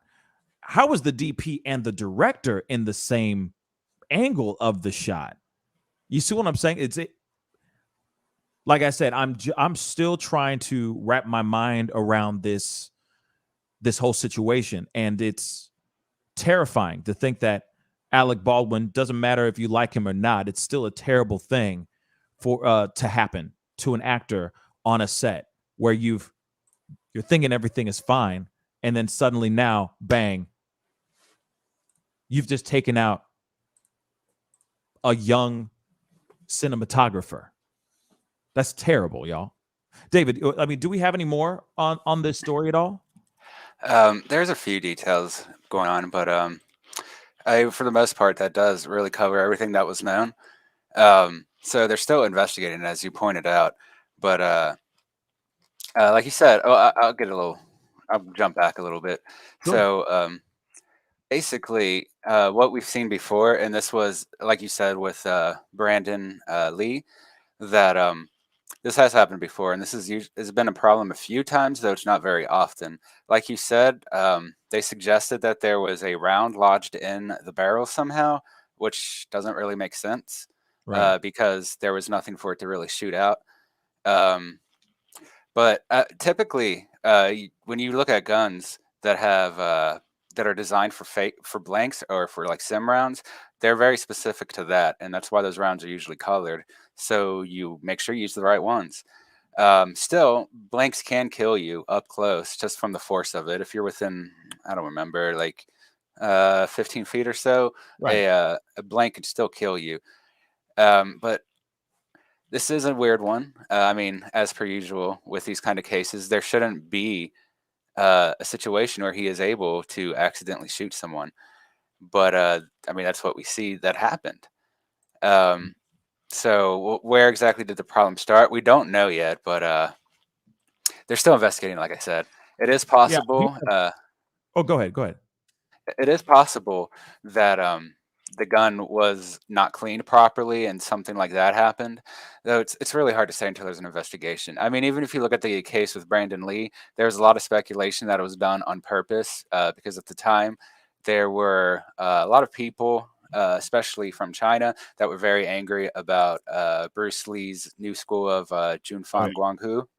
And so, like, he got a bad reputation in China for that. And there is allegedly behind his death, with the poisoning, and that they went after his son as well. I don't know if that's true, but that was a rumor that started right away, and it's been kind of pervasive in that kung fu school since then. And I think that's because of how unlikely it really is for this situation to happen. But here we are again, I guess. This is like the third or fourth time that this has happened, as far as I know of, anyway. Right. So ultimately what happened was that they were on stage and just generally filming when he fired, and Helena Hutchins, who was 42, was transported to the hospital via helicopter, but she was pronounced dead by medical personnel at the University of New Mexico Hospital shortly later. And the director, Joel Souza, who's 48, was transported to Christus St. Vincent's Regional Medical Center by ambulance for his care. There's still not a lot of great details on him, but he's still alive, which is unfortunately better off than the DP was. So obviously Alec Baldwin was really upset about this, and he wasn't answering that many questions. Of course. Obviously he's just acting. I mean, it's this is terrible. Like I said, this whole thing is absolutely terrible. I mean, like I said, there was no ill intent, I would believe. I mean, let's just say that. I mean, unless something else was going on the set that we don't know about, I don't know. What we know at face value right now is that this was an accident. A horrible accident. But I don't think that he was out here trying to shoot somebody. I think that this was an accident, which is absolutely terrible. I do have another clip I want to play really quick, so let's play that here. Unfortunately, we begin with breaking news on a shooting in New Mexico involving actor Alec Baldwin. Sheriffs say that one person was killed and another was injured when Baldwin fired a prop gun on a movie set. He has not been charged with a crime. He was questioned after yesterday's shooting, and then he was released. The movie cinematographer, 42-year-old Helena Hutchins, died in this incident. Director Joel Souza was treated at a hospital for unspecified injuries. Jonathan Bigliotti is following this story. Jonathan, we saw pictures of Alec Baldwin. He's very distraught, we hear. Good morning. Of course he is. And good morning to you. That's correct. A tragedy and still a mystery. According to Baldwin's spokesperson, the accident occurred when a prop gun with blanks misfired. Sheriffs confirmed the 63-year-old actor was the person who fired the gun. How a movie prop became a deadly weapon is still under investigation this morning. This is the set of the Western Rust, Thursday afternoon, the scene of the incident marked off by police tape. Alec Baldwin is not only the star, but also the movie's co-producer. That morning, he posted this now deleted Instagram photo of himself in costume, the caption, "Back to in person at the office." Just hours later, he was questioned by sheriffs after shooting a prop gun that injured the film's director, Joel Souza, and killed director of photography, Helena Hutchins. On Tuesday, Hutchins posted this video saying one of the perks of shooting a Western is you get to ride horses on your day off. Sheriffs say she was airlifted to a hospital where she was pronounced dead. Souza was also taken to a hospital. The circumstances of the incident are under investigation. According to movie set gun safety expert Larry Zanoff, a gun loaded with blanks has gunpowder, but should have no projectiles. Still, he says it's potentially dangerous to be within 20 feet of a prop gun when fired. 20. Any of that smoke or powder or that muzzle flash that could affect anyone or anything. Again, we keep a standoff distance of 20 feet in order for there to be no effect on something that's in front of the muzzle. In 1993, actor Brandon Lee was killed on a movie set when he was shot with a gun supposedly loaded with blanks. An autopsy later revealed he was shot by a bullet. And in 1984, Oh, wow. He was actually shot by a bullet. That's very interesting. See what I'm saying? All the conspiracy theories and all that. You hear all different stories and all that, but he literally was shot with a bullet. Okay. actor John Eric Hexum died after he fired a prop Magnum 44 with blanks at his head in a mock game of Russian roulette. We're always concerned with safety on a television and picture set, and that's why there's guidelines to follow. And detectives are now investigating how firing the prop gun resulted in death and injury, and they're continuing to interview witnesses. Production, meanwhile, on the film has been halted. Gail? All right, Jonathan, such a tragic accident. Thank you so much. My first thought when I heard it, number one, I thought I was reading it wrong at first when I read it. I thought about Helena Hutchins, of course, and her family. Does she have a partner? Does she have children? It's so tragic. And the director. And then my heart goes out to Alec Baldwin. It clearly was an accident. You see him doubled over in pain. Now he has to live with this. It's just an awful situation for everybody involved in it. Yeah, we know it's rare, Yeah. but it does happen. The Yeah. unfortunate thing about this tragedy is that it could have been avoided. Yeah. So, Ms. Hutchins had been a journalist in Europe, made a career transition to film, seemed to have a bright future ahead. It is a big tragedy. You know, it's these stories like where you just like this random acts of just randomness. I mean, this is I don't even know any other words to say. Like, this is just random, right? It's so bizarre that a freak accident. There we go. Like, there's a full-on freak accident for show that suddenly out of nowhere, these two people were hurt. And I feel, the other question I have in my mind is, did they exercise every bit of safety protocol when it came to using those guns? Or were they trying to get that dope shot, like get extremely, like that extreme close-up type shot or something like that? Or I don't know. It's just so strange to me. And then how both of them were shot, how both of them were hit with this bullet. It's so strange. I don't know. David. Yeah. I mean, as that video just pointed out, Brandon was actually shot with a bullet round that was somehow in the gun. Now, what you got with these prop guns, usually, I mean, they're real guns for the most part. It's the same thing you use for like sim rounds in training. However, they're usually marked specifically not for rounds. And if this was a prop gun, so it was from the prop room. So how did they? Who bought real rounds and even put that in there? There shouldn't have been any real rounds near that prop room. Because obviously real bullets are not going to be used for a prop in any way, unless you're just showing them in the background or something. So how did that happen in this case as well? Now, one thing that's possible with this one, since it's hard to say, okay, because if it was an actual bullet in there, it's very easy that it could travel through a person and hit another one. But if there was some sort of clogging malfunction, it would send out more shrapnel than anything, which could cause multiple injuries. But to me, it sounds like it had a full force behind it to have killed one person and hit another and injured them. So I think we might have a case similar to Brandon's here, where somebody slipped real ammunition near or into the prop gun. And someone was asking why he didn't stop the first time. He probably just didn't even know it. I mean, if you see the scene, he's not even really aiming, or at least the photographs they had of his previous scenes, which is pretty common in a lot of movies. You just see him hold the gun up before them. They don't actually line down the target because it's a movie. They're supposed to act quick, not like realistically. So that's usually what they do. And especially in Westerns, they don't aim. They just shoot from the hip a lot of times. So he probably didn't even know that there was a real round in there.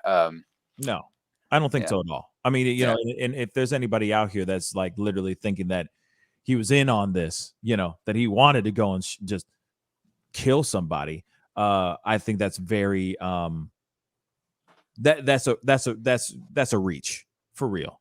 That's a big reach to me. Because like I said, this is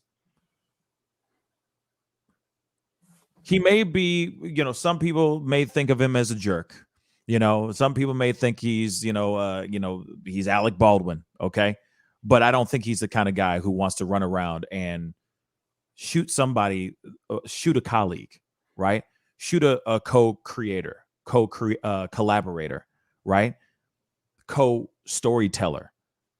You don't do something like that you don't do that for ish and giggles. And that is not Alec Baldwin, in my personal opinion. I think Alec Baldwin is badass in all the stuff that he does. But at the same time, this is not, like I said, this is not him. This was a freak accident for sure. And it's sad, this is not something that you as an actor ever want to have happen. As an actor, you don't ever want to be on a set and you're holding a gun that you are trusting that the prop department made sure, like because there's the prop department and then there's the weapons department. So you assume that you're getting handed a gun with a live round, like a live blank round, and you're trusting that weapons expert, that weapons coordinator, right? That's the head of that weapons department, is taking good care of those guns, of those weapons, before they hand anything to somebody. They're double checking. You see what I'm saying? They're checking everything twice. They're making sure everything's on point before they actually hand you the gun. So when somebody asks you, or when I see in here somebody asking, how could this happen? It's called laziness. It's straight up called laziness. And They need to go and ask. They need to look into the weapons department and whoever was the head of that weapons department, and who was the person that handed the gun to Alec Baldwin. David. So someone mentioned this in chat. This is fairly breaking about 2 hours ago. But the prop masters union they're not necessarily an individual working there, but the union that represents them is saying that the ground did in fact have a live round inside of it. And that was the single round that hit both of them. So it was, again, a case of a live round in the pistol for some reason, when it shouldn't be anywhere near the location. Prop department is probably somehow responsible for this, because I don't see how else there would be live ammunition to get mixed into that gun. It just doesn't make sense. You don't buy those from the same place or anything. I don't really know how that could happen, unless somebody just didn't pay attention, or they were too lazy or something and just bought live rounds thinking they were fake. I don't really know, but yeah, this is a weird one, and it's exactly like the Brandon case of Brandon Lee, of how did a bullet get into a prop gun that was otherwise loaded with prop rounds? It doesn't make sense. Yeah, like I said, it just it's not computing for me. Like I said, it's just, how could you have a live round how could you have a live round? You see what I'm saying? How? So something is up, and it's not Alec Baldwin. Sorry, I just heard that he did say, apparently he broke his silence as well. He did say, he apparently said something. I'm trying to find the video. If anyone has the video, please send it my way. That would be really appreciated. But apparently he did speak on this situation. So if somebody put in a live round in the gun, then they need to investigate that set and whoever was involved with that, or whoever was the last person to hold the gun, who is overseeing the props, the weapons and all that. All of those people need to be investigated, period. For this to happen is beyond me. So it was a live round, David. Yeah. It was a live round. Say that again. The prop union said what? The master of the prop union was the one that said that. So it seems like there are unions involved in this, basically. Whoa. Okay. Let me see. Because apparently I thought he had a video. I thought that maybe there was a video here. I'm trying to find it real quick. Sorry. Hold on. Accidentally shoot. No. this. I thought maybe there was a video. Tammy from the block. Tammy from the block said that he came out and said something. I see an article here from Variety. I'm gonna pull this up, and we're gonna do this. All right. So apparently he broke his silence. So let's pull this up right quick. Sorry, so we can all see this together. And this is 8 minutes old. So this is brand spanking new. This is fresh out the oven. All right. So Alec Baldwin on Helena, Hutchins' death. There are no words to convey my shock and sadness. So Alec Baldwin has released a statement on Twitter. Oh, so it's on Twitter regarding the shooting incident on the set of Rust, in which he discharged a prop firearm, killing the cinematographer and injuring the director as well. He says right here, there are no words to convey my shock and sadness regarding the tragic accident that took the life of Helena Hutchins, a wife, mother, and deeply admired colleague of ours. I'm fully cooperating with the police investigation to address how this tragedy occurred, and I'm in touch with her husband, offering my support to him and his family. My heart is broken for her husband, their son, and all who knew and loved Helena. So that's what he just recently put out on Twitter as of a few minutes ago. Thank you, Tammy from the block, for that heads up. But the fact that, okay, real quick, because I'm wondering where did you get where was the article that you saw where they said it was a live round? Oh, let me bring it back up real quick. But they're also saying that it was a live round on, I think, CNN. I'll just have it up for you in a second. I gotta find it again real quick. No worries, man. No worries. But like I said, but that's the thing. How does this happen?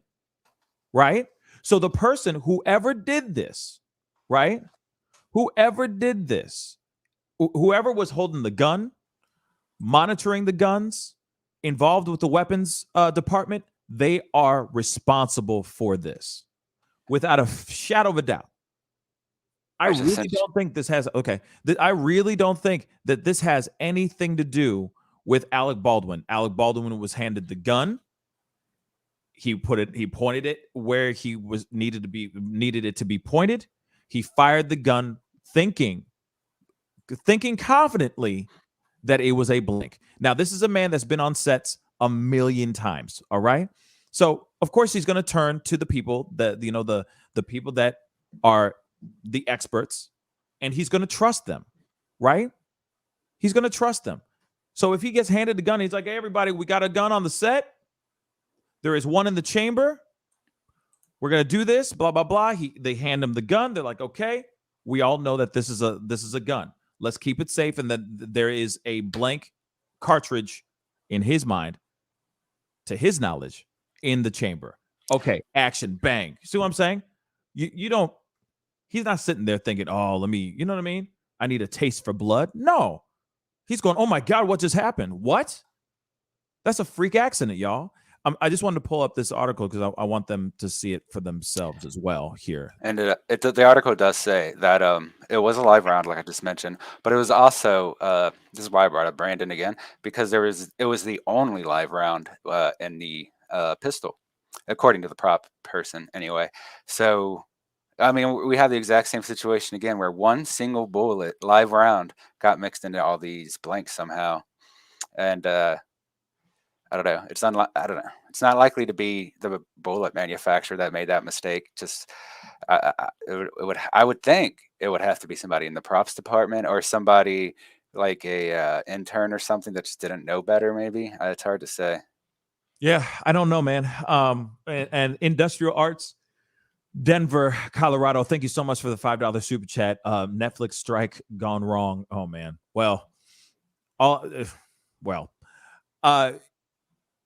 I don't know how.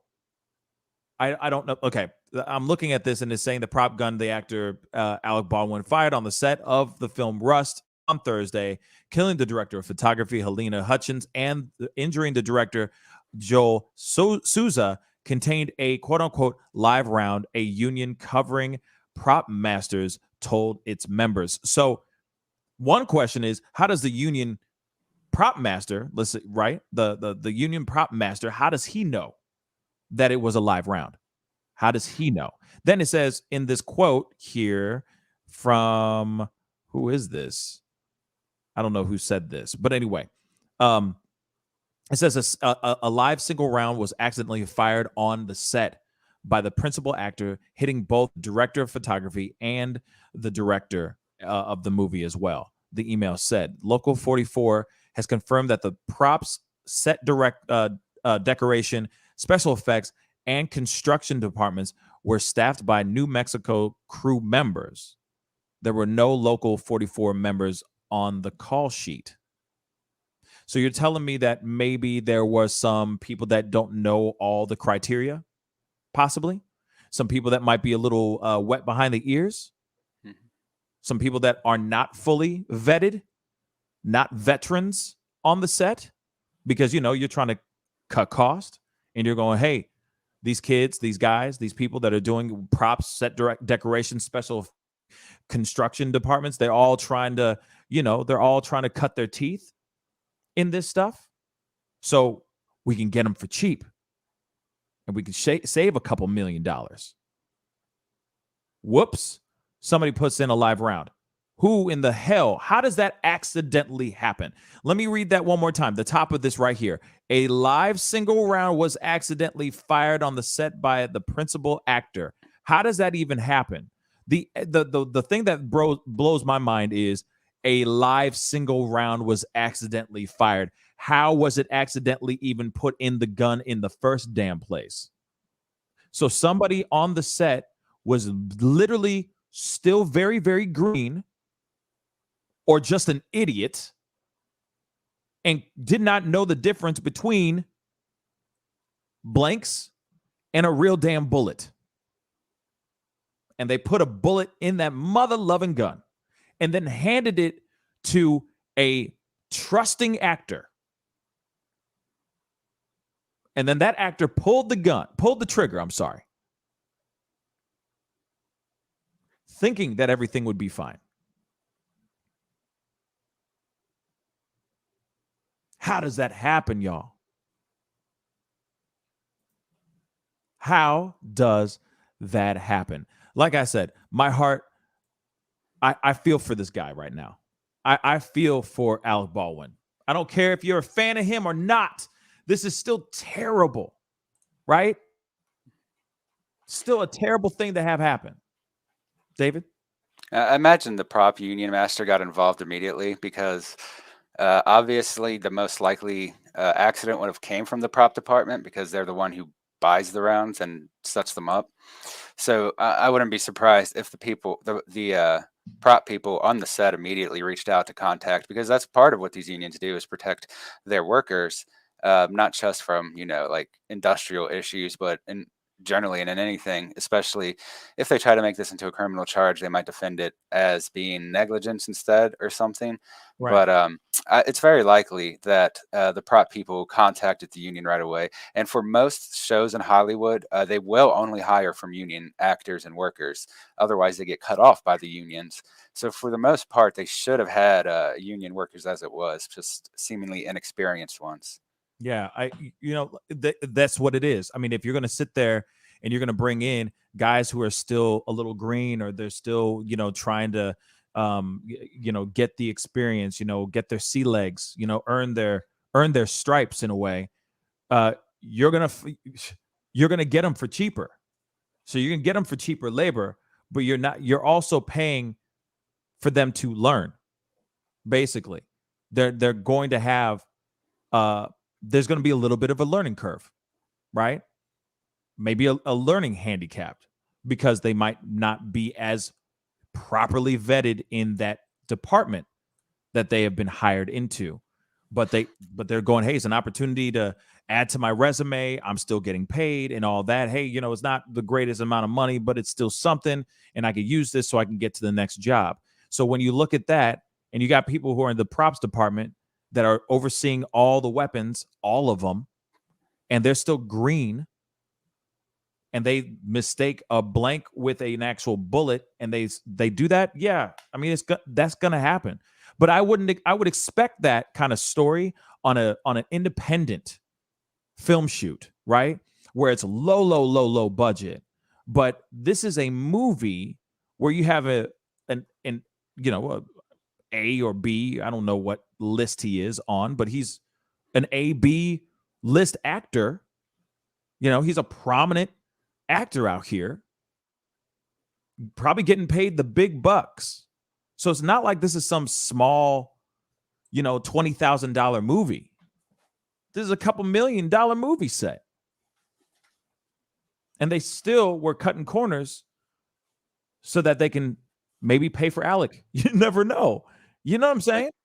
It's not unusual for the people that hire from the unions, especially in Hollywood films, to get interns to do a lot of the busy work, like make them the gopher and all that kind of thing, because they don't usually get paid. So it's very possible. I mean, then this is across all of the Hollywood kind of union jobs. It is possible that it was just an intern and not actually a professionally trained person yet or anything. But it's still the fact that it's just one round that makes it really strange. Unless they just happened to pull one round from a second box and add it in there, it would have had to be specifically planted. Now, it is possible they used up one package of blanks and then moved on to the next box, and that turned out to be live ammunition. But why was it even there? They don't look the same. Like I'm literally about to show everybody what blanks look like, and it looks pretty self-explanatory. But go ahead. I'm sorry. Go ahead, David. I don't remember. Here they are. But here it is, though. Look. I mean, if you are not, okay, hold on. Let me get to the actual page here myself. I mean, some of these bullets, I mean, this is shooting blanks. That's a blank bullet right here. Right? They don't look like a bullet to me. But like I said, if you're not with it and you don't know what the heck is going on, see what I'm saying? These are blanks. See what I'm saying? These are blanks. But go ahead. Possible someone bought hollow points instead of blanks, thinking, because hollow points do have usually a red topper as well. Usually for fake rounds, they don't use the red topper, but you see it in some of these pictures here, so obviously they do. I mean, it's possible they bought hollow points instead, because they do usually, like I said, have a little bit of color rubber between the rounds, between the bullet, because it's supposed to split once it hits the target. Maybe that's what they did. They bought hollow points thinking that it looked like these, I guess.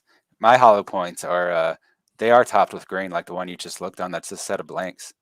So I guess maybe that's what they did, but that's just a guess, because I don't know of any gun store that sells both blanks and live rounds. Every time I've seen blanks, it's usually been ordered for training or something else. You don't just go to the store and buy them for the most part. So it still doesn't make sense to me, even if they did buy the hollow points, because they kind of look like these green rounds. It doesn't make sense to me how they would get them in the same location as the blanks. Right. So that's why I'm saying they brought in some young, probably ill-prepared people to come in and do this job. They cut corners, and next thing you know, you brought in somebody that had no idea the difference between a bullet and a blank cartridge. And then this happens. And you let that person oversee all the bullets, all the guns, all the weapons.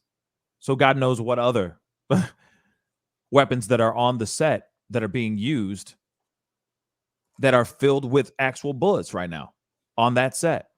Like I said, for me, it goes down to the root. As soon as something like that happens, God, this is like the weirdest, freakish accident I've ever heard in my whole entire life. But if this was to ever happen again, I'd be going and I'd be blaming the person who is in charge of the weapons to begin with. Those are the people I'd be investigating. That whole department, I'd be investigating into them, putting the blame on them, period. Because it's in their hands. It's their responsibility. It's not like I'm hoping it wasn't the case that Alec Baldwin just walked over to a prop table and just picked up a gun and just started throwing in cartridges, thinking that, putting in bullets, thinking that they're blank cartridges or something like that. I would hope that wouldn't be the case. I hope that's not the case, because other shows, other sets take those weapons very seriously. I mean, even down to knives and all that. Real talk. They'll sit there and go, we got a knife on set, just letting everybody know. I mean, they're very serious about this stuff. So how can you literally give a man a gun with a bullet in it and nobody knows how the bullet got in there? No, bruh. It goes down to the department that's involved handling the weapons themselves. So that's who they need to start investigating in. Like I said, again, it's time to wrap it up. But like I said, again, our hearts and thoughts go out to Helena's family, and our prayers go out to Joel Souza, the director of this film that has been injured during this, and they haven't said how badly been wounded or anything. So hopefully everything. Hopefully they'll get down to this. You get down to the bottom of this and find out what really went down and bring those people to justice, because that shouldn't have happened. I don't think Alec Baldwin should be, in trouble, in my personal opinion. But what kind of trouble are we looking at for Alec Baldwin? That's the other question. Will he be seeing? Will he be catching a case, right? Or no? I just sent you an image. I was going to post in Discord, but I just sent you an image of the hollow points that I have. It's the same. So you can see how close they do if you don't know what you're looking for, because the point should only be on a hollow point. It should be flat if it's a sim, or flat if it's a sim or fake or blank. I mean, but you can see this does have kind of that rubber tip on there that you see with the blanks. The difference once again is that blanks are flat, and hollow points, at least all the ones I've seen, are usually have a little green or red point like this. Yeah, somebody was definitely not thinking right when it came to this whole thing. I'm sorry, I'm just zooming it in so you guys can see it as well, but that's a hollow point. That's not a blank. That's a hollow point. So this, like I said, this whole thing just doesn't make any sense to me. How did that happen? How did he get, but like I said, it goes down to the root. It goes down to the person who is involved and responsible for those particular weapons. And if there was a coordinator, that is the person that messed all this up, that made this whole thing happen. Facts. But anyway, guys, that is the show today. I want to say a big thank you to everybody for being on. Seriously, I really do appreciate you guys all coming on and being a part of the conversation. It's been an epic day, long show today. But there was a lot to cover and talk about. Real bloody talk. But anyway, if you haven't done it yet, please do me a favor. Hit that like button down below. Don't forget to hit that subscribe button. It'd be great to have you a part of the Pascal Show family. And of course, last but not least, I wanted to say a big thank you for David for swinging through and chopping it up with us on this whole thing with Alec Baldwin. Like I said, I'm praying for him, man, because like that, I don't know how you can even, man. That's a tough feeling, right?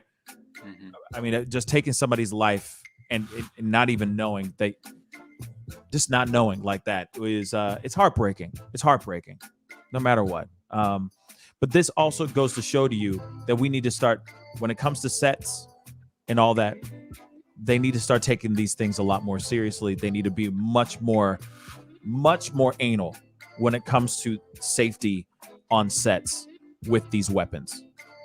They're not toys. Clearly, they're not toys. But anyway, guys, it's time to get going. I appreciate all y'all. Stay blessed out there. Stay classy and stay wonderful as always. All right? Have a wonderful weekend. Be good to yourselves. Be good to one another. And we'll see you guys very soon. This is the Pascal Show. Bye. Homeowners and property managers, if you're looking for effective and humane ways to remove wild animals and deal with the damage that they have caused, we have good news for you. Introducing Wildlife Command Center, a professional nuisance wildlife management company specializing in providing animal removal for residential, industrial, and commercial clients. We are the only wildlife company that checks 70 different areas on a structure to determine the answers to the following questions. Exactly which animal are we dealing with? How is the animal getting inside the home? What kind of damage is the animal doing to the structure? Once we get the answers to all of these questions, we develop and write up an action plan to resolve the animal issue completely and provide a quote to implement that action plan. We perform a very in-depth 70-point wildlife inspection. From visually inspecting the highest point, the chimney, to physically crawling inside the attic space and looking for animals, chewed wires, fecal matter, chewed structural wood. We inspect everything. Our inspection process covers all of the following 70 points: animal-proof chimney cap, roof ridge vents, roof to soffit junctions, dormer fascia, attic gable vents, gutter lines, fascia trim, garage door, utility penetrations, water, gas, electric, and cable, bathroom vents, attic roof ridge vents, attic electrical, wiring, junctions, boxes, and lighting, concrete decks, additions, wooden crawl spaces, basement plumbing, penetrations, ceiling, floor, and wall. Wildlife Command Center's mission is to deliver the finest quality wildlife removal and pest control service that is safe for the environment. For more information, call us now.